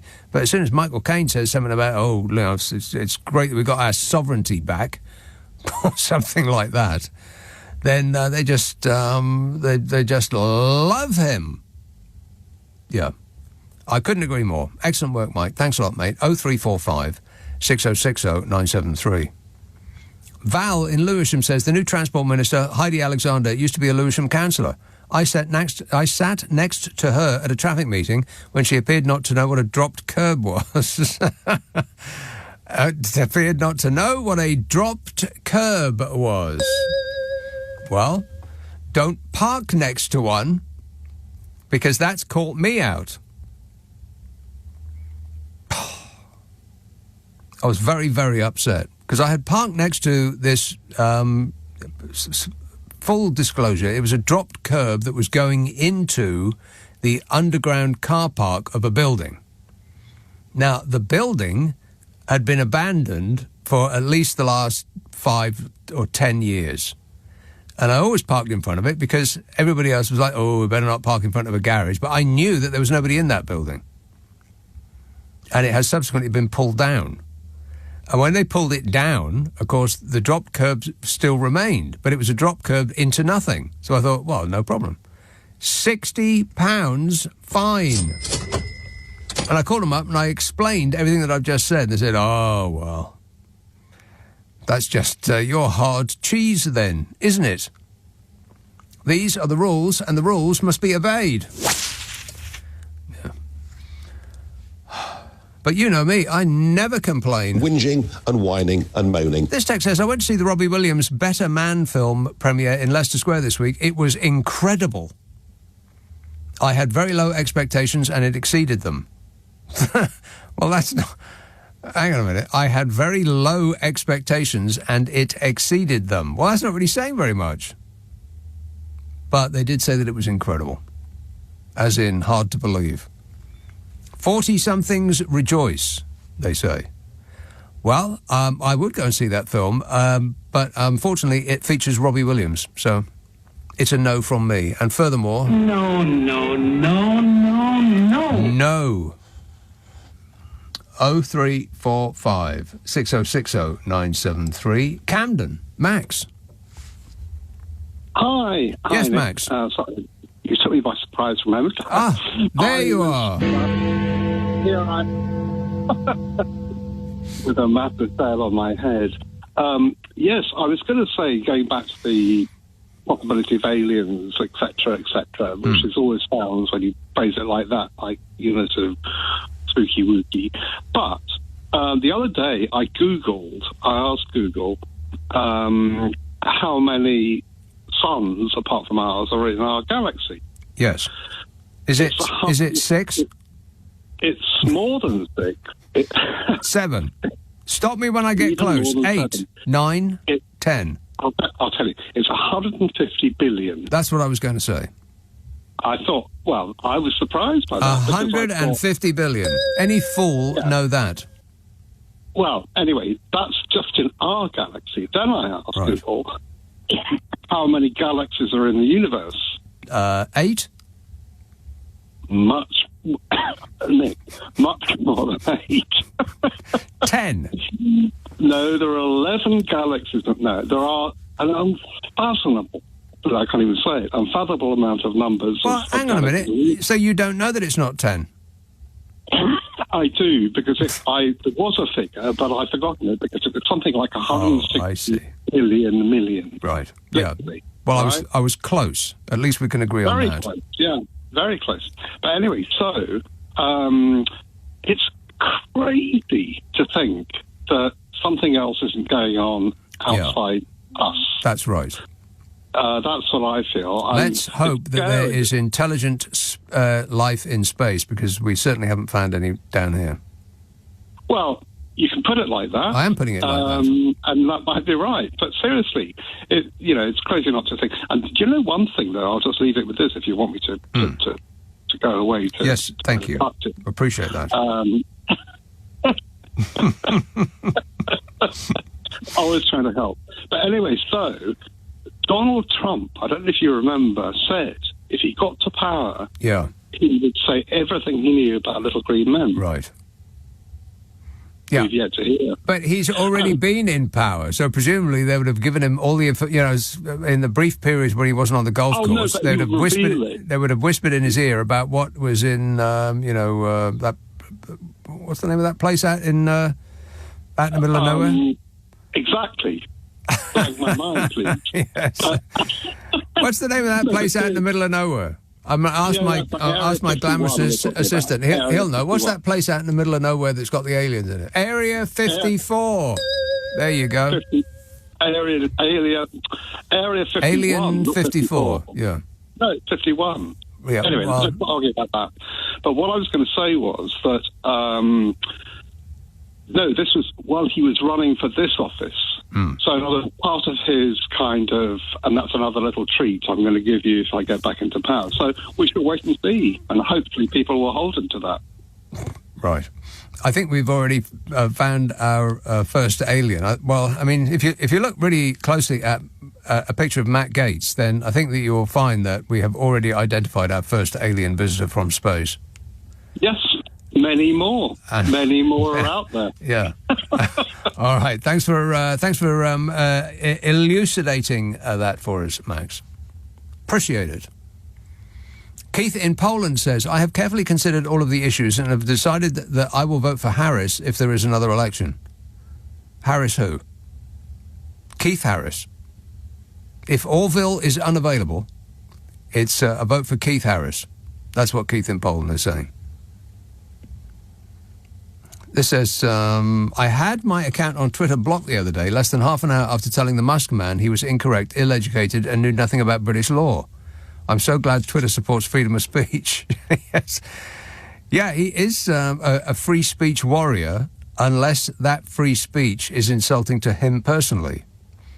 And in that case, you'll get blocked or, as is the case with that person, banned. Yeah, I've had it with that site. I'm just not really interested anymore.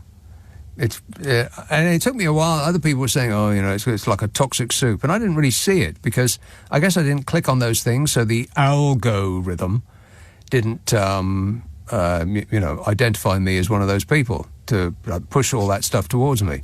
But now it's kind of hard to avoid. And I'll say it again. Almost everybody on there appears to have a blue tick now. The blue tick of authority. Which is available for quite a large price. It's another one of these subscription things.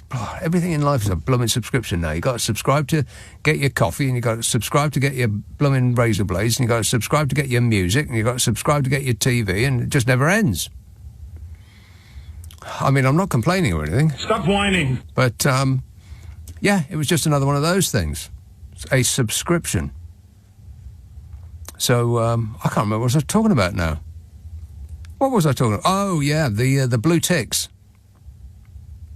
And my point being that the people with the blue ticks don't have any followers. They cannot be real people, because why, if you've only got 6 followers, would you pay a company, I don't know how much it is, so let's say $10 a month. Why would you pay to get into a site where no one is listening to you? Right? That just doesn't make sense anymore, to me, anyway. So I do believe that those people are robots. Affirmative. Must be. It's a bot site now. I'm over it. 0345 6060 973. I mean, it doesn't mean to say I'm not going to, advertise my show and my podcast on it, but other than that, it's ta-ta from me. Bye-bye. That took a while to find. Leading Britain's conversation. Nick Abbot. Alexa, send a comment to LBC. Are you trying to tell me that this is your act? This text says, John in Grinstead, in fact, says, regarding the petition, Nick, doesn't this ridiculous petition remind you of the old days with those dreadful chain letters when you were threatened with some calamity befalling you if you failed to pass it on to your friends? That's a long time since I've thought of those. Huh. I got somebody messaging me from some national centre for reporting accidents. And they said, I didn't pick up the phone initially because I didn't see it ringing. Not my fault. Wasn't there at the time. And they left a message saying, we're dreadfully sorry to hear about your accident. Please contact us on the following address. And, I thought... Warning! Don't contact them at the following address. Do not call them back. But I found it odd that they left a message saying that, and it sounded as though they were speaking from a great hall. How would they get my number? I was pondering. And eventually they called back, which also surprised me. And they said, "Yes, we're terribly sorry to hear about your recent accident. Would you like to tell us about it?" And I said, "Well, let me think about that for a moment." No. No, I would not like to tell you about it because no such thing has actually happened. And they were quite insistent. "Well, have you been in a car accident lately? Has there been an accident at work?" "Well, apart from this show." I said, "No." But it came up on my phone as a real place. A real place for you to report an accident. So I just passed that on apropos of nothing at all, other than if they're calling... And it did sound as though the person was calling from a big, big room with lots of people all talking at the same time. Now, maybe the scam has got so big that they're employing, literally hundreds of people in big rooms now. Just randomly calling up people saying, "Have you been in an accident lately?" And eventually they're going to get people that have. But just be aware. Be alert, in fact. Hornchurch, Alex. Hello, good evening, Nick. Alex. So I'm calling regarding the... That's better. I'm calling regarding the UFO sighting. There you are. Yeah, Yes. I'm sorry about that. I was on the hands-free in the car and parked up in BP charging it. What we do on a Friday night. I've been following the UFO stuff. I found it really quite interesting because it's the fallout from the admission of UFOs. Now, when I saw this and I saw there was military personnel... Wait, back up. It's the fallout from the admission of UFOs. Yeah. What does that mean? Yeah, well, if you look at... I'm not a man of faith, but I've had to read the Bible at school and I've read parts of the Quran. Now, the Bible says that God created just this planet, I believe, if I'm correct. I thought he created the universe and everything in it. Oh, he created the universe, yeah, but there was only one place that he made for all of us lovely people to go and live on. Right. And that's what I was of the understanding. Now, if you then admit that there's UFOs there, all of those teachings that are in there, I mean, dinosaurs have been thrown at religion and they said, that's been missed out in the book and all that. They threw dinosaurs and I know people at that religion? say dinosaurs... I've heard people that say dinosaurs are fake and they were just put there to make people not believe in religion. Well, but let me sum that argument up for you. Yes. But I do think if you start doing that, the fallout from the Catholics would be terrible. Then plus, if you look at the first pages of the Quran, the Archangel Gabriel is mentioned. Jesus is also mentioned, but they said he was a disciple, not the son of God. You know a lot more about this than I do, Alex. Well, and what I do know is that I don't want to discuss either of those two books in any way, shape, or form. Okay. Well, I am not a follower of those books, but it's when people always say, how do you know about it? Have you ever read it? And it was very hard reading. And I think they won't you'll have, never find... but you actually have read enough to call their bluff. What do you mean, call your bluff? Okay, well, I've Call only read bluff. enough because I put it down, though, because it is hard reading. Right. The interpretation. But no, they would never admit to UFOs because I think the fallout would be... If aliens from space did exist, then religionists would find a way to reinterpret their book to include this new information. Believe me. And yes, and we could probably read about it on X on a verified account. Yeah, if that's right. If we actually went to that site anymore, which we wouldn't, because there would be too much interesting stuff going on, outside. Hey, kids, get your faces out your phones. There's a whole high-definition world out there in surround sound. Groovy. You never know, you might like it. Stop looking at the world through a tiny 3-inch wobbly screen. Crying out loud. Oh, the Australians are trying to do just that, aren't they? They're trying to get the kids to stop gawping at their phones for 24 hours a day. I don't know whether I'll be able to talk about that tonight. I might talk about that tomorrow. Forthcoming attractions. Isn't it exciting? No. John in East Grinstead said, no, read that. This says, I started a petition to lower the price of Kung Pao chicken for pensioners. That is a great way for them to stay warm this winter. Yeah, they could take their shoes and socks off and just slip their feet into a couple of them. Let's have Oldbury. Hello, Ranjit. How are you, Nick? You all right, mate? Yes, I am great. Thanks for asking. Yeah, I'm just, talking about Michael Caine. Yeah. And everybody's saying, oh, yeah, what a wonderful man he is. Thank goodness that we have an actor who is prepared to speak about politics, they said. Yeah, what about Robert De Niro? Yeah. He's been thrown out of Twitter for being woke now. He's been thrown out of Twitter. Yeah, Has he's he? been banned from Twitter for life, yeah. This is nothing. I'm not on... I have got a Twitter account, but I never tweet anything, I never watch it or anything like that. No. Right, so it's just ridiculous. That just shows... If you're on the right side, you're great. If you're on the wrong side, you're just pathetic. And, this woman... that's resigned as Transport Minister. Keir Starmer missed a good opportunity. He should have put her into the House of Lords before he not sacked her, before she went.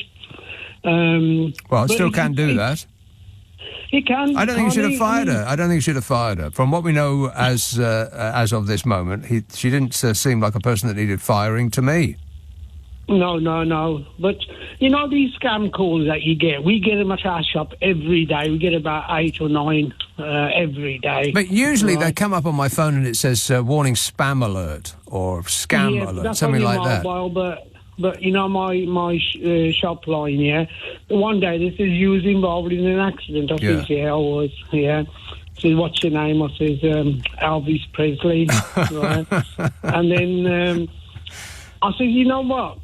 It was a people carrier that I was driving, and there's 6 others that have been injured. He goes, hang on, I'll have to put you through to my supervisor. Yeah, we've got pound signs in his eyes. Yes. Yeah. So it was definitely, a call from overseas, right? And he says, who was the passenger? I says, John Lennon.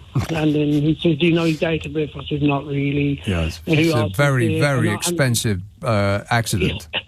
Yeah, and I said John Wayne. Yeah. After about the 4th or the 5th name, I think the person cottoned on to it and put the phone down, right? I'm always very cautious about saying the word yes or thank you or something positive like that, because I have heard, now I don't know whether this is true or not, this could be just something that I dreamt, but I have heard that people take you saying yes and cut it up and then apply it to a different question, which is, would you like to buy a used...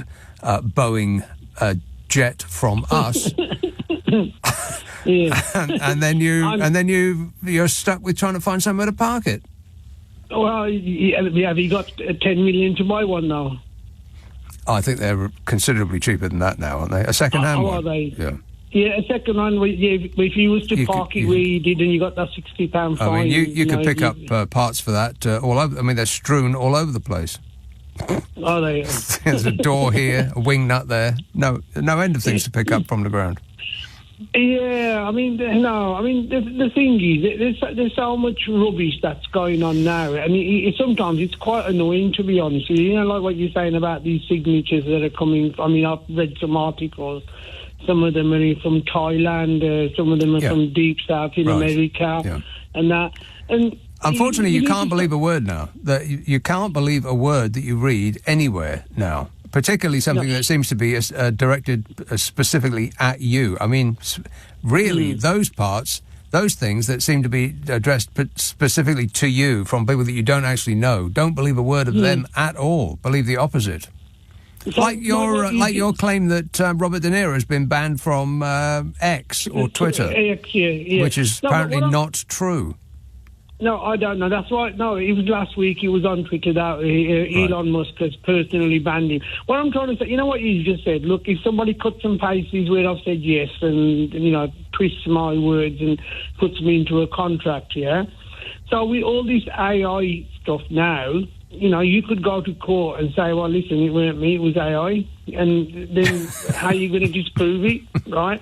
So Donald Trump or any of the politicians can turn around and say, well, actually, it was AI. It wasn't me, it was Memorex. Yeah. Right? So, it's like now, somebody could impersonate my voice. I don't know that you're not a robot speaking to me right now, Ranjit. I know. You see what happened? I mean, you are up quite late, and it sounds as though you have perhaps been refreshed. Booze. So No, I'm only on my first half a can. I only have one can. Anyway, I'll tell you a little story. What happened to me. I'm really sorry, but there is no time for a little story because here comes the music. But keep that in mind, and well, I don't know. let's think about it tomorrow, shall we?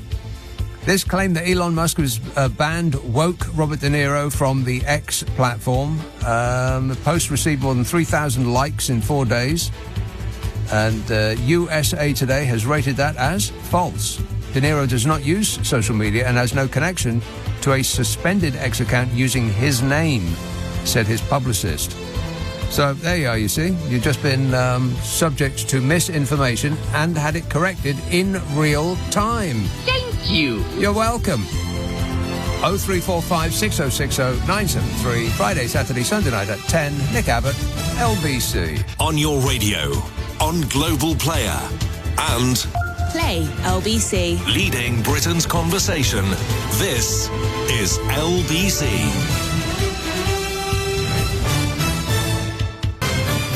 This is LBC from Global, leading Britain's conversation with Nick Abbott. I am not one of your fans.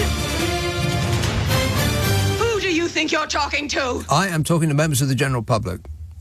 Simon in Redhill says Rees-Mogg stated on a downmarket TV news channel that no one nation had achieved anything by making itself voluntarily poorer, which is why it's time to scrap net zero. No, never mind what Brexit did to us, says Simon. Mogg is definitely an expat from Planet Stupid. Is that right, Smug? You're better informed than I am. I don't know anything. No, he doesn't know anything. Let me just recheck. I don't know anything. No, still doesn't know anything. But people think that he does because he speaks like that, in that sort of supercilious, strangulated way that we associate with intelligence. Well, we don't associate it with intelligence necessarily. We associate it with the ruling class. And I suppose by extension, it would be too painful for us to admit that they might not be that smart. So we have imagined that they are more intelligent than we are. But everything he says seems to prove the inverse of that. No one nation has achieved anything by making itself voluntarily poorer, which is exactly what we did with Brexit. Made ourselves voluntarily poorer. Yeah. We're still waiting for this, by the way. We could have cheaper food, clothing and footwear straight away. Straight away. Don't you understand? Painful. Only in this country. I mean, really. Matt in Wickham says, I'm hearing more and more about people getting upset with Labour, that they're making decisions that weren't set out in their manifesto. But anyone that knows nothing about nothing knows that manifestos aren't worth the paper they're written on, as all parties will just tell you what you want to hear so they can get into power. And anywho, things change, so policies change. That's right. They came into power thinking that we had a certain amount of money, nothing at all. And when they walked through the door and they looked in the cupboard, they found that we had considerably less than nothing at all. So they had to change their ways. Exactly right. I mean, this. I think we are being played, and it's almost as though some people actively enjoy being hoodwinked by the upper classes, by those who are our betters. And they just merrily go along with whatever the right-wing newspaper of their choice tells them to think.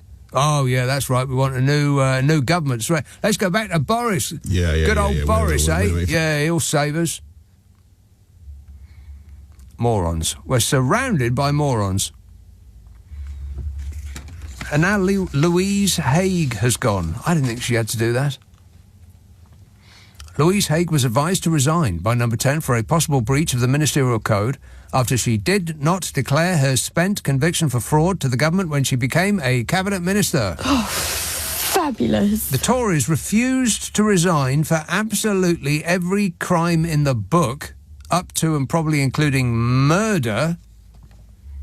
They just stuck around, didn't they, Bodge? And the Labour Party bend themselves into pretzel knots to sack any minister who nicked a pear drop from the pick and mix at Woolworths when they were 5. Painful. Multiple sources said that Morgan McSweeney, Keir Starmer's chief of staff, delivered the message to the UK Transport Secretary, Louise Haigh, on Thursday night, and that it would be best for her to resign. And presumably she was asked to go in order to avoid negative press stories about the new government. Well, here's the news. There's nothing you can do, Skier, to prevent the right-wing press from monstering you, whatever you do. Keir Starmer could magic the cure for cancer out of thin air, and the Daily Mail would demand to know why it took him so long. He could give a winning lottery ticket and a free puppy to every person in the land, and the Mail would be furious because they prefer cats. You aren't going to win them over? Why bother trying? They said Louise Haigh had not declared the 2014 conviction for wrongly reporting a mobile phone stolen to the police, because she was only asked about unspent offences, apparently, when she was made a cabinet minister. They said, have you got any unspent offences? She said, well, not on me. She pleaded guilty to fraud by misrepresentation and received a conditional discharge. And as far as I know, the story was that she was mugged when she was younger, told the police her work phone had been nicked, later found it hadn't, and apparently in this muddled-up, mixed-up, shook-up world, that's fraud, and fraud means getting fired 10 years later. What? Yeah. In a briefing with reporters, the spokesmodel repeated the same line that, following further information emerging, the Prime Minister has accepted Louise Haigh's resignation. And then the reporter asked what the Prime Minister knew about Haigh's spent conviction. And the spokesmodel said, following further information emerging, the Prime Minister has accepted Louise Haigh's resignation. And then the reporter asked what further information had emerged. And the spokesmodel said, following further information emerging, the Prime Minister has accepted Louise Haigh's resignation. And when asked why he had appointed her to Cabinet if he knew about the offence in the first place, the spokesmodel said, following further information emerging, the Prime Minister has accepted Louise Haigh's resignation. Well, if we're looking for robots, I think we found one. Affirmative. Good grief. I refer you to the answer I gave some moments ago. Or, as a previous incumbent of Number 10 said, I followed the ministerial guidance at all times. I followed the ministerial guidance at all times. I followed the ministerial guidance at all times. One more time. I followed the ministerial guidance at all times. He followed the ministerial guidance at all times. And pressed on what she declared, the spokesmodel said there were clear rules around declarations that meant that ministers must give a full account, in writing, of private interests that might give rise to a conflict, actual or perceived. Really? Tell Rishi Sunak that. Tell Mr. Blobby that. Tell pretty much every Tory we've had in office for the past 14 years. They're riven with conflicts of interest. Ain't that right, Bodge? I can't comment on that. Can't comment on that. And the Number 10 spokesmodel said her departure, Louise Haigh's departure, was more to do with a failure to be fully open than the original offence. Anybody believe that? No. No. No. The departure had more to do with trying to placate a few newspapers that are trying to throttle this government at birth. And how's that going, by the way? Dreadful. The placating, I mean. The throttling seems to be doing pretty well, actually. So she quit the Cabinet, Louise Haigh, this morning, with a letter to Keir Starmer saying that whatever the facts of the matter, this issue will inevitably be a distraction from delivering the work of this government. Yeah, again, doesn't matter. The press are just going to concentrate on another distraction. And if they can't find one, they'll make one up. In a statement, Haigh said that while she was working for Aviva in her mid-20s, she was mugged while on a night out. She gave police a list of items missing from her handbag, including a work phone, which she thought had been stolen. She was issued with a new phone, but when she subsequently found her old work phone and turned it on, the police called her in for questioning. And as far as we know, that's it. She didn't help a mate avoid £40 million in tax by rushing through a planning decision. She didn't gift a £100 million contract for medical equipment to someone that didn't have any experience of delivering it, but just happened to be a donor to the party. And she didn't funnel £100,000 of the public's money to a person she was having sex with behind her other half's back. I mean, it's incredible what we put up for so long. And what a big bag of nothing we are not putting up with now. I mean, talk about two-tier policing.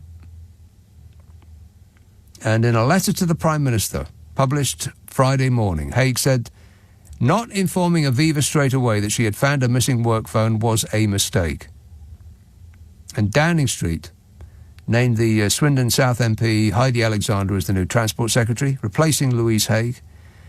And she will be trying to remember if she ever stepped on the cracks in the pavement on the way home from school, and if she ate all of her dinner before having her pudding. Because I'm sure they're sackable offences as well, if you're a member of the Labour cabinet. And Louise Haigh was the youngest person appointed to Keir Starmer's cabinet and definitely had the best hair. 0345 6060 973. Let's have Liverpool. Mark. Oh, Mark. Mark, is that me? Yes, Mark. Hello. Hello. Hi. I didn't realise. I don't remember giving my name. Yeah, the beauty of your show, Nick, is you jump from one topic to another, and all over the place. The reason why I was compelled to ring was because you were having some fun at Nigel Farage's expense. Oh yeah.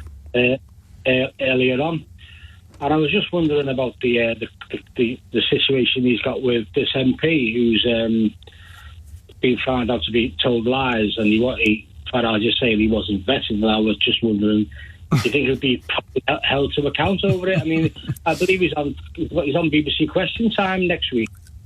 Yeah, I know precious little about it, but it does appear as though there has been an issue with vetting in the Reform Party. We've got a few idiots in our party. Appears to be the case. Yeah. Well, yeah, as I say, I mean,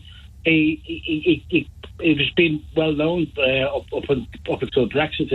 He had a series of technical questions. Yeah, I don't really know anything about that, so yeah, I'm unfamiliar with what it is that you're talking about. But let me just reiterate that there seems to be an issue with vetting in that party. We've got a few idiots in our party. Just to underline that. Like I say, will he be properly held to account? Right. Well, I'm guessing that the answer to that is I don't know. It's like I listen to LBC religiously every day, and sometimes you find it a little bit annoying that certain politicians will only go on with certain presenters, and Farage will only go on with certain presenters, and you sometimes think that they're getting the tummy tickled. And, well, one presenter that you can absolutely, totally and flat out guarantee he will not go on their show is James O'Brien. There is my... Well, go on. Well, he's been on once before. Yeah, once. Once. Never to be repeated. He probably still wakes up in a sweat thinking about it. My favourite political interview of all time, quite possibly, Nigel Farage versus James O'Brien. It was 2 falls and a knockout, or a knockout and 2 falls, or a knockout and 2 submissions and a fall. I can't remember. Anyway, there was blood all over the place.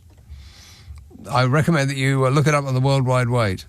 Excellent work, Mark. Thanks a lot, mate. Nick Abbott on LBC. Call 0345 6060 973. What in places goes on inside that head of yours? Don't even begin to ask or think. This text says, Nick, I remember that Conservative Mayor's candidate, Susan something... Yeah, that's right.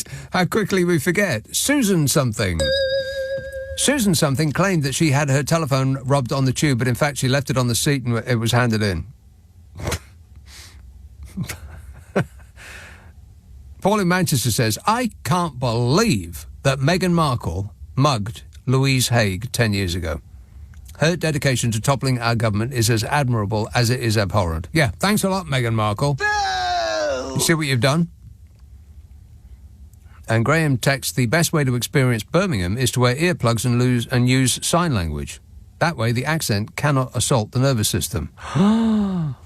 Well, you believe that. Merthyr Tydfil. Hello, Jeff.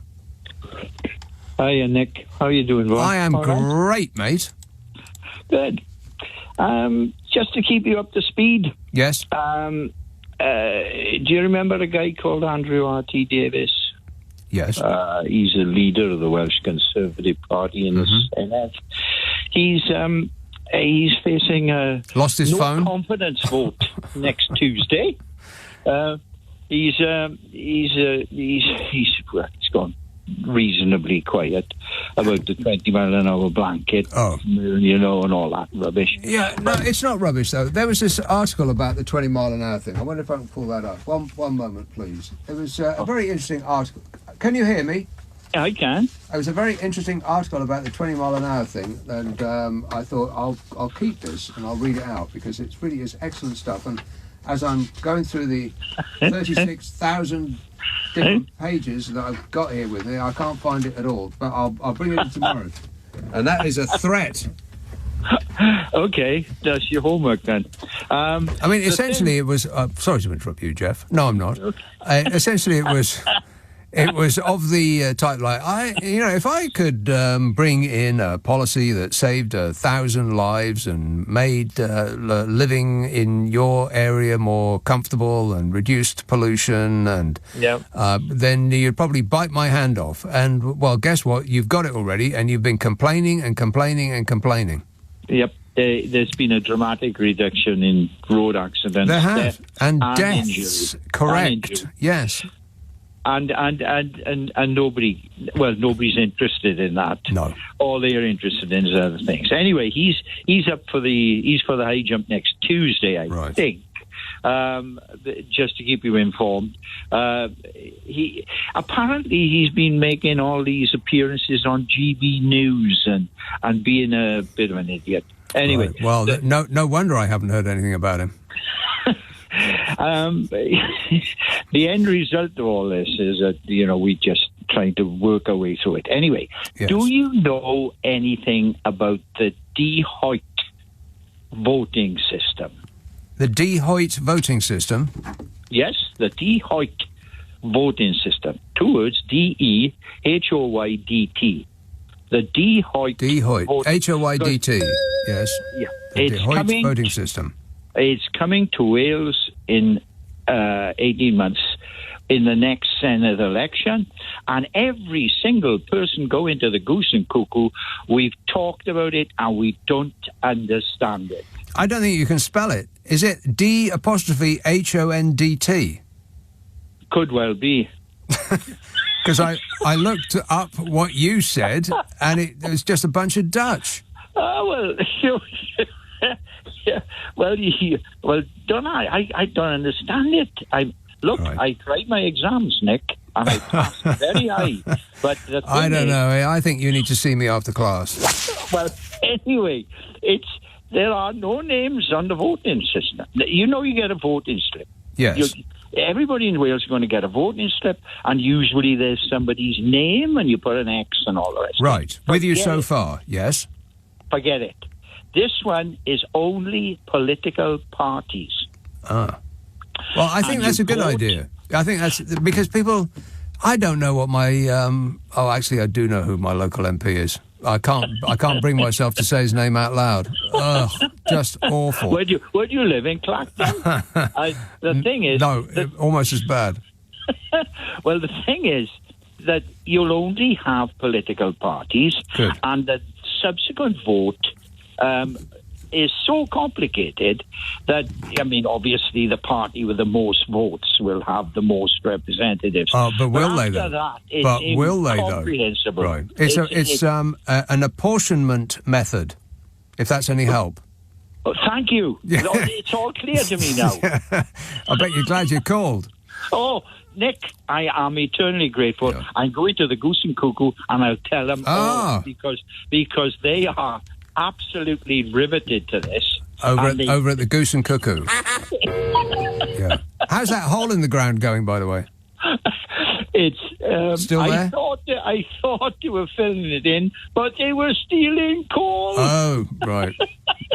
But it's apparently there's been a delegation from the Senate that has gone up there and are horrified at what's going on. The hole is not being filled in. No. And it's got, I don't know, they're just talking figures, 120 million, 140 million to fill it in. To fill a hole? But what with? Well, what will they fill it with? The mountain alongside which they dug out of the hole. Right. So they're just in the business of moving mountains? Why not? I guess so, yeah. You know, if you have faith, you can move mountains. Yeah. if you've got a digger, it's easier. Yeah. Yes. All right, good work. Thanks a lot, Jeff. Keep us updated at all times. Promise me you'll do that. This text says, you lunatic lefter from a different planet. You are now excusing a convicted criminal for committing fraud by taking what she is telling you on face value, 3 exclamation marks. You are utterly bonkers, says that texter, who is probably a robot. Affirmative. Probably got a blue tick. Malcolm in Basildon says, hi, Nick. Hi. Says, hi, Nick. Some homework. Listen to some homework. Maybe comma. Can I interest you in a comma, Malcolm? No. Hi, Nick, comma. Some homework, comma. Listen to the new Cure album if you haven't already done so. Absolutely brilliant, says Malcolm. Well, let me think about that. No. No. I mean, if he didn't look like that still, then maybe. But, I mean, for crying out loud, it might have been... I mean, it was bad when he was younger, but now it's doubly bad with cream on top. I mean, really? Have you seen yourself? I mean, name me one other rocker, with the exception of Kiss, who don't count, because that's just makeup and it could be anybody under there. Name me one other rocker who has maintained the exact same look in their, I don't know, how old is he now? I've got no idea. 60? In their 60s as they had in their 20s. That bloke out of Cure. The Cure. You know, with the hair and the eyes and that whole thing. There isn't anyone, is there, that has maintained the exact same look in their 60s as they had in their 20s. I mean, OK, some people don't cut their hair when they get older because, you know, it starts going from the front, so they want to make up for it at the back. And spoiler alert, it doesn't make up for it. But that's kind of different. That's not really a look. I mean, he's really got a look, hasn't he? He must spend hours looking as though he hasn't spent hours. I mean, it must take forever to look as though he has not made any effort at all. I think you should just dial it down a bit. I mean, it's just a bit, I don't know, like you need an intervention. But I do wish him all the best, and I hear great things about his new album, but as I'm not really interested in The Cure's old albums, then I will not be listening to their new one. I mean, Love Cats was good, but other than that, I can't really say much positive about them. Not my bag, baby. Bodmin, hello, Malcolm. Hello, Nick, how are you, sir? Yes, I'm very good, Malcolm. Thank you so much for asking. Nick, can I interest you in reading lessons? No. Well, Well, all right, let's move on then. What reading lessons? I look exactly like I did in 1974, Nick, at 14 years of age. I haven't changed a bit. Oh, I know who looks exactly the same now as he did at 14. Yeah. Wait a minute. That guy. Yeah. Hey, Nick, a few things happened this week, and you're taking things very, very seriously. Well, Look, it's a very, very serious programme. Labour ministers who have left, so let's move on, yeah? Let's not talk about Louise Haigh. let's move on. Because Okay. Louise Haigh moved on because she committed an offence. Yeah. Now, No, I don't think that she did. I think that she moved on. Wait a minute. Let me finish. Okay, yeah. I think that she moved on because Keir Starmer was trying to avoid negative press, which is a complete waste of time because he's going to get it anyway.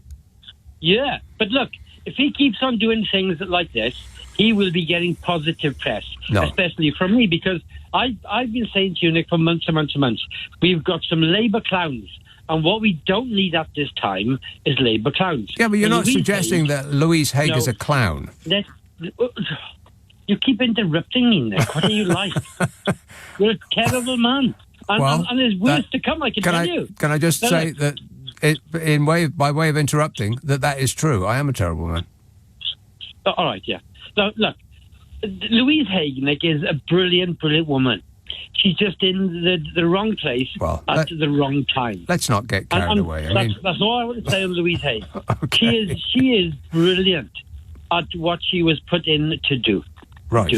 But there are things that she's done in the past which are not conducive to what she should be doing and is doing now. Right? Well, we'll disagree on that point, but carry on.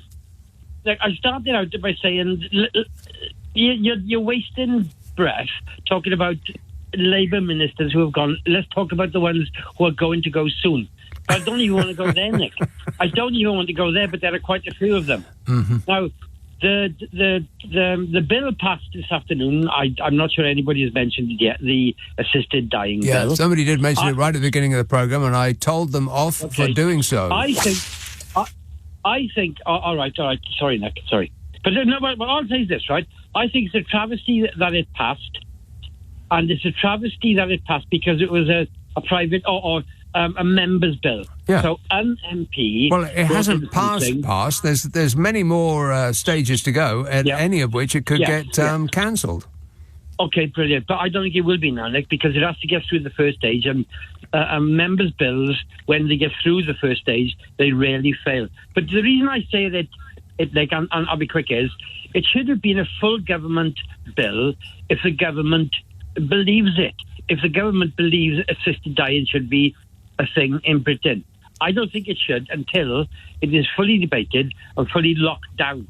Right. Well, it will be fully debated and it will be locked down. It's going to go through all sorts of different committee stages, and there'll be votes and all of the rest of it. Don't worry about it, Malcolm. All right, Nick. I'm not going to worry about it now. It's Friday night. Let's be happy. Look, Nick. Today, a good day. I'm home. I'm home alone. I'm home alone in Cornwall. Ah, yes. Because my wife has gone up to my daughter to that place up there that you live. Up Glasgow. where? Glasgow. Right. So you're home alone. Yeah. Okay. Now let me ask you this: Does your wife ordinarily cook your dinner?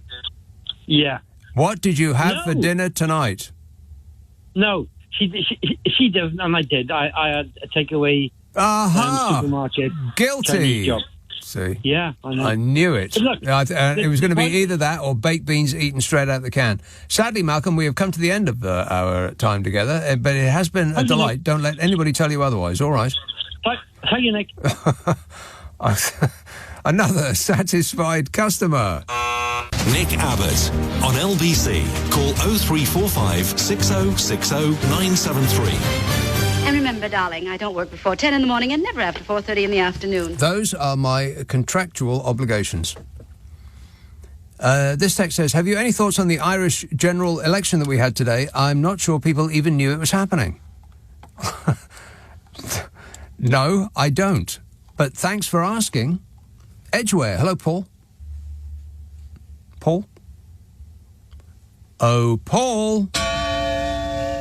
Hi. There hi, you Nick, are. how are you? Just in time. Boy. Hello. Yes, Paul. I'm here. There you are.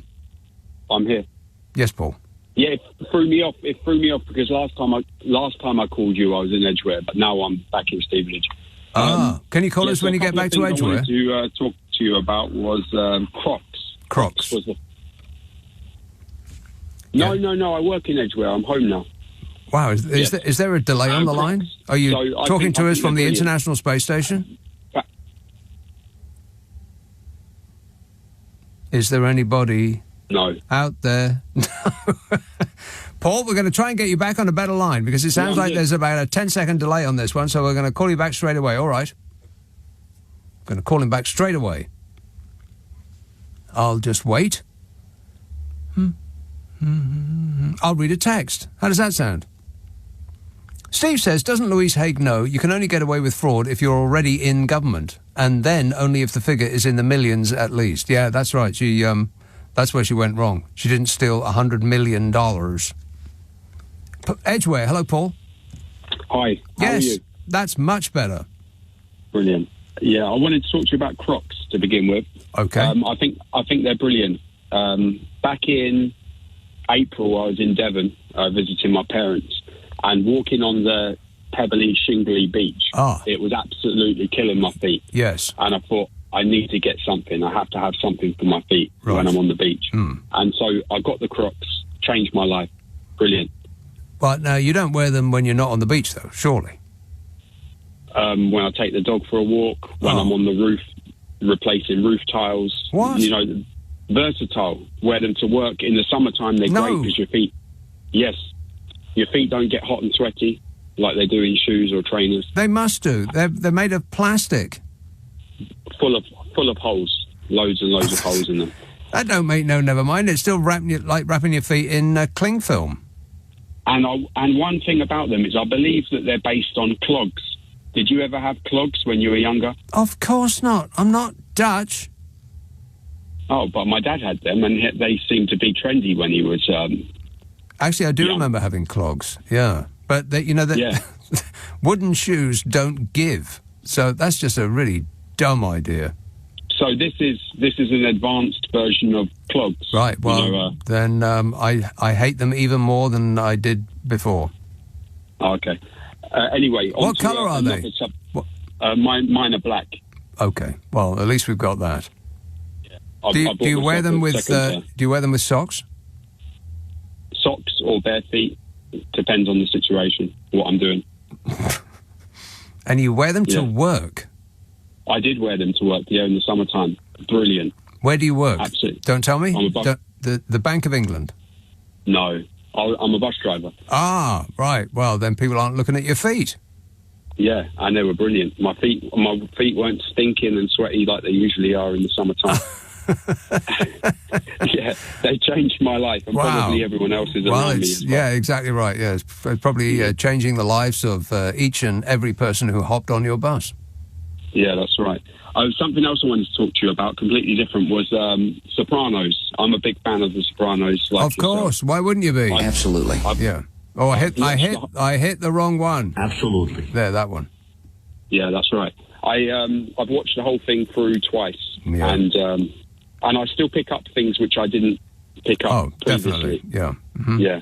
I mean, the first time I watched it, you're mostly terrified all of the time because you just don't know when something horribly violent is going to break out. So it's kind of edge-of-the-seat stuff.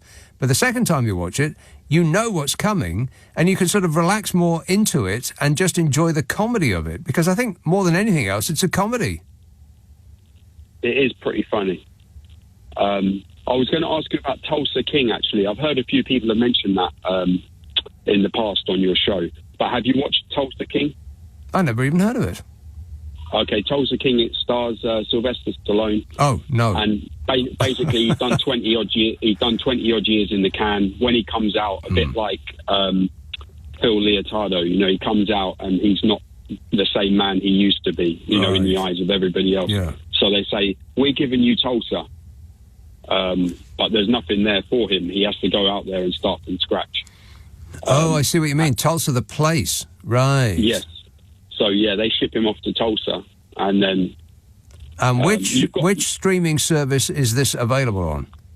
Paramount Plus. Right. Well, I think I might have that. Yeah, watch it. There's 2 seasons now. I think that the second season is finished. It's a little bit hard to tell. Because you're just sort of waiting. Is there another episode going to come up or not? Right. But, it's very good. I think that you'll love it. And another thing, I was going to ask you if you've listened to the Talking Sopranos podcast. It's available on Global Player, you know. Is it? No, I have not, and that is definitely on my list. I saw the documentary of the chap who did it. David Chase. David Chase is the correct answer.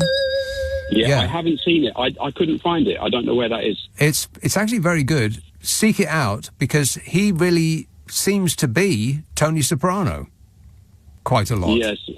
So it's a bit maybe based on real life. I think it's based on the people that he grew up with. That's why it is so real, perhaps. Yeah. Yeah. So Tony Soprano's mum, for example, is a bit like David Chase's mum, or yeah. I think that is right. Yeah. Well, the whole world's gone crazy. Yeah. Yeah. So that Talking Sopranos podcast is pretty good. It was recorded during the pandemic. It's Michael Imperioli, right? And Steve Shariffa. Right. Yeah. Yeah. But each episode, they had a different person come on as a guest, who from whether they were an actor or an actress in the show, or somebody who worked behind the scenes, or maybe like the location guy, for example. There was a lot of interesting stories about locations. When you would have somebody, a member of the public, who would keep coming along and interrupting filming. Yes. And, like, they used to have to pay those people off just to go away. So lots of interesting information on that Talking Sopranos podcast. Right, well, I am definitely sticking that on my list. Excellent work, Paul. How about that ending? Don't spoil it for anybody, but did you like it or not? Nah, my screen went blank. I don't know what happened. Yeah, that's what happened. I'm still trying to find someone who hasn't got where it hasn't gone blank. No, that's it. The same thing happened to everybody. Yeah, that is the end. Anyway, but better not say another single word, because we'll spoil it. Yeah, no, that is the end. That's how it ends. Screen goes blank.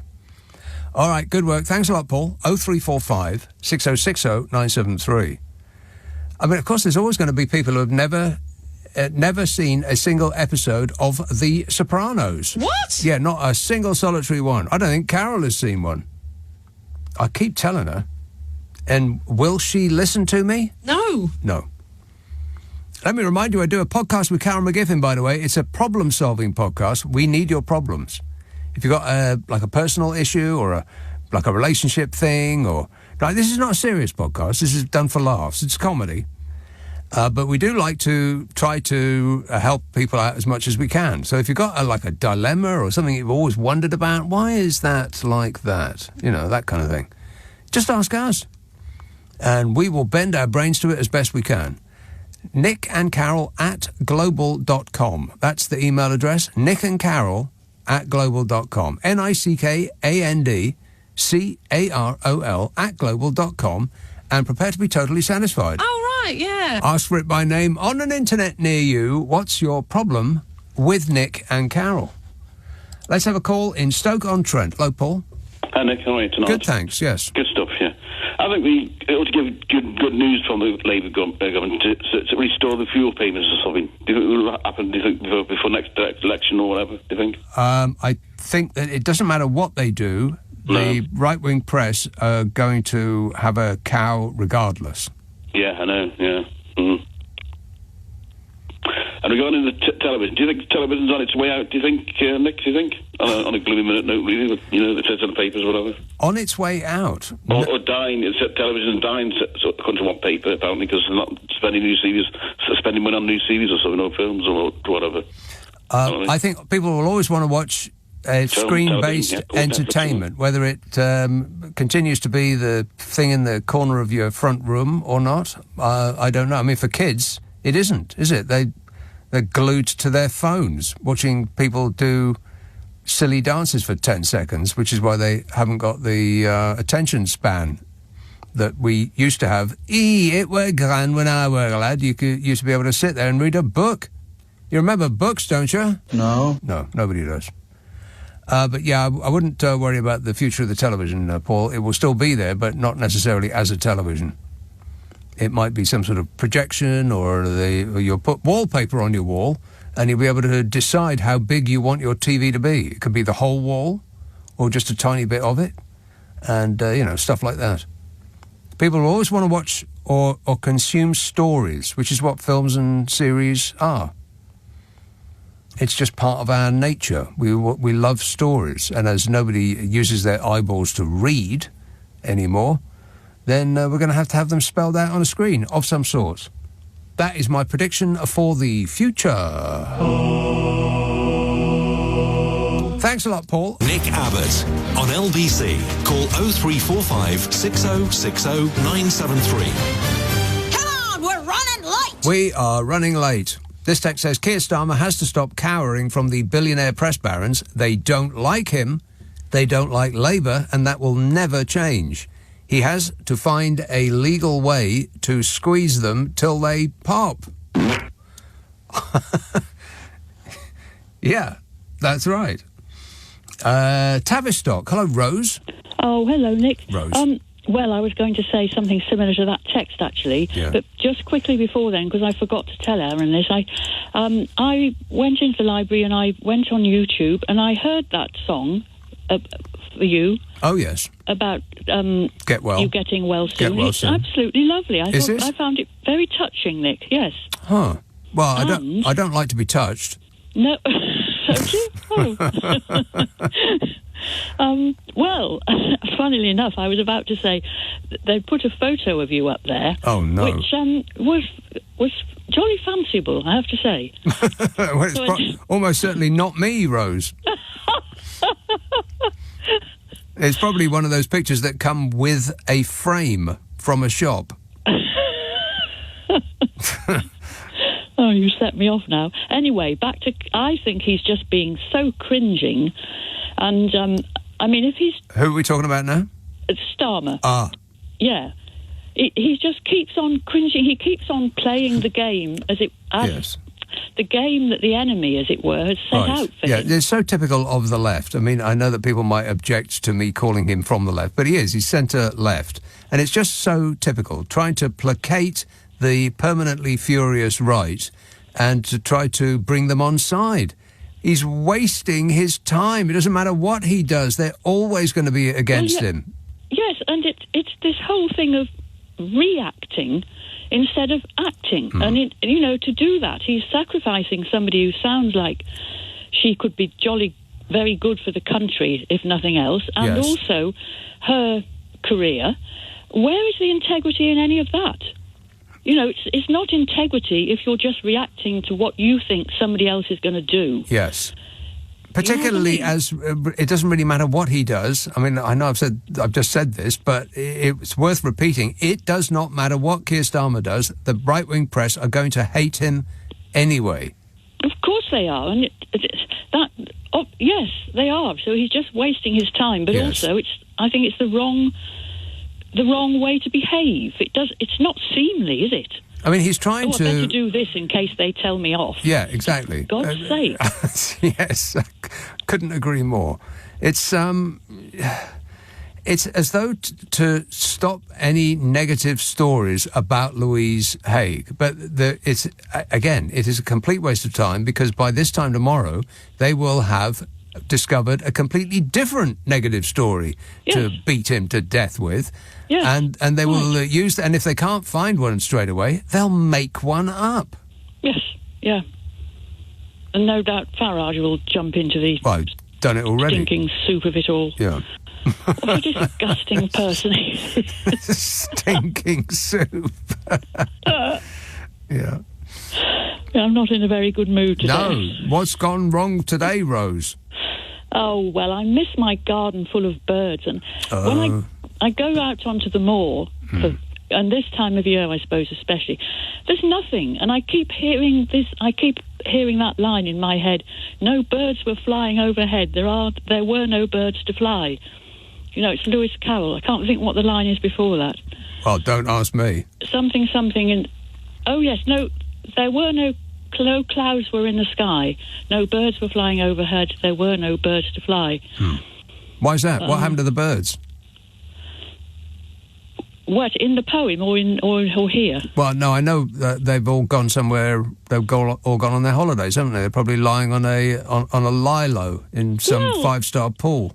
I mean, it's only the migrants that have gone. The swallows and the redstars, which I never managed to see, and the willow warblers and the lovely super, which aren't coming anymore very much. What am I trying to say? The wheat ears. I get pigeons. All our birds, I get pigeons round my place. Does that count? Well, not really. Not really, no. Ravens or crows or the big black birds that you think, God, that must be absolutely terrifying if you're an insect. These massive monsters just casually stalking around, and then they'll spot you and they'll just smash their huge beaks into you. Awful. Yes, well, that'll be a crow or a rook. A jackdaw's a bit smaller, and a raven is much bigger than any of them. Right. And a raven would not be satisfied with a little bit of an insect. They're quite big predators. I do see them sometimes. I saw one carrying a fox off once. No, I'm kidding. I was going to say, that is that didn't pushing happen. it a bit. Yeah. I was up there a week ago. Up where? On Dartmoor, and I climbed up the side of this. They're quite steep. Is that wise? Yes, it's a marvellous feeling. It just, the legs feel great. Slithering down again is slightly precarious, but but there's just this one little hawthorn, not very little hawthorn, on the side of the, and I thought I must go up and look at that nest. This is this enormous nest, carefully made of sticks and mud and everything else, and grass growing. I wonder if that's a raven, because I have seen ravens up there. I think it's big enough. I mean, it's either that or a crow, but a crow's quite a bit smaller. Yeah, no, it's not crows. There's two of them, and they make me quite, nervous. Actually, I sort of run to my car in case they spot me. You won't be seeing ravens in London. No? Well, No. It's furious black things with huge feet with claws on the end and massive beaks, and they have this sort of malevolent gait. They just sort of hop about the place. And, and that and pigeons, that's all. Oh, and Yes. in the springtime I get the odd robin, but that's about it. Oh, I see. Well, you're as poverty-stricken as me. Ravens also, they're very much a western side of the country thing, western coasts and cliffs and things. No, they are huge. I mean, I've seen them. I've seen one of them and a buzzard sort of trying to, compete for territory, as it were, and it's really very amusing to watch high up. And then the raven, which the buzzard doesn't do this, but the raven will do somersaults, which is... And I haven't seen one for ages. Somersaults. Yeah. Oh, yes, they go boom, wink. I've seen pigeons. I've seen pigeons use the next door's roof as a slide when it snowed. Really? That was quite amusing. Yeah, they go to the bottom and then they flap their way back up to the top and then they slide down again. Oh, how wonderful! Yeah. Isn't that nice? Marvellous to be a pigeon, eh? Yeah. The jackdaws, the smallest of the crow family, they're still bigger than a blackbird, which of course is the thrush family. I don't know if you've noticed this. Have a look, because you will see jackdaws in London. We see them in town here. They're always in pairs. It's just terribly sweet. I saw two on... they were sheltering from the rain underneath another house's guttering. Mm-hmm. The soffits. Pardon? The soffits. A soffits? Yeah, I think that's what they call the the eaves of the house that hangs over. That's the bit I mean. Oh, is it? I've never heard that word Well, before. I only know that because I've got something wrong with my soffits. Oh, bad luck, dear. I know. You believe that? Is it painful? Well, only when I laugh. Right. Anyway, Rose, I've got to go because look at the time. But thanks for that. Cheers, my dear. 0345 6060 973. The Wirral, Nora. Hi, Nick. Nora. Just taking the good off speaker. Sorry. Your lovely assistant's back, isn't he? What's his name? Yeah. What's his name? You don't know. Anyway, if I don't marry Jonathan from Harrow, then his name's definitely going in the hat. Right. Well, I'll alert him to that, and he will redouble security. Go ahead. So I was just going to say, did I hear you say the other week that you've got problems with Ivy? Not Ivy the person. Oh, Ivy, bane of my life. She's an absolute nightmare. She will not leave me alone. No, Ivy, no, I haven't got a problem with Ivy. No. Oh, I thought you heard you say it. I mean, I got it. I've got 7 houses adjoining my back garden, and I haven't got any ivy at all in my garden. Oh, well, they all have. turn around for 2 minutes and it will all be there. It's amazing how much that grows. It's not even my ivy. And last year I made, those great big rubble bags. 6 loads of those to the tip. That's not even my ivy. Oh, it doesn't half annoy me. Anyway. That's the only thing that will be left, Crocs. The only thing that will be left come the end of World War III will be Keith Richards, cockroaches, ivy and Crocs. Yeah, Crocs are they're not biodegradable. No, I wouldn't think they would be, no. Marvellous for decorating them. Decorating them? Yeah. With what? I was painting them, to decorate in. So when you're decorating, you can spill paint all over them. Doesn't matter. Yeah, but doesn't it go on your feet? Yeah, don't spill that much, do you? Well, I do. It goes everywhere. Everywhere apart from the wall. Usually it's in my hair. I find parts of me that are covered in paint I didn't even know I had. Oh. Well, I'm better at painting than you are, obviously, because I just get it. It just stops it going on you. And also, if you walk in a patch of paint, it doesn't matter. Well, like I say, I tell you what, Nora, I need a lick of paint. Can you pop down to the shops, get us a big tub of Magnolia, and be over at my place at 8 o'clock in the morning? I have it in stock. Great. I shall look forward to that. Thanks a lot, Nora. Thanks a lot, Nora. Thanks a lot, Nora. Thanks a lot, Nora. Thanks a lot, Nora. Thanks a lot, Nora. Thanks a lot, Nora. Thanks a lot, Nora. Thanks a lot, Nora. Thanks a lot, Nora. Thanks a lot, Nora. Thanks a lot, Nora. Thanks a lot, Nora. Thanks a lot, Nora. Thanks a lot, Nora.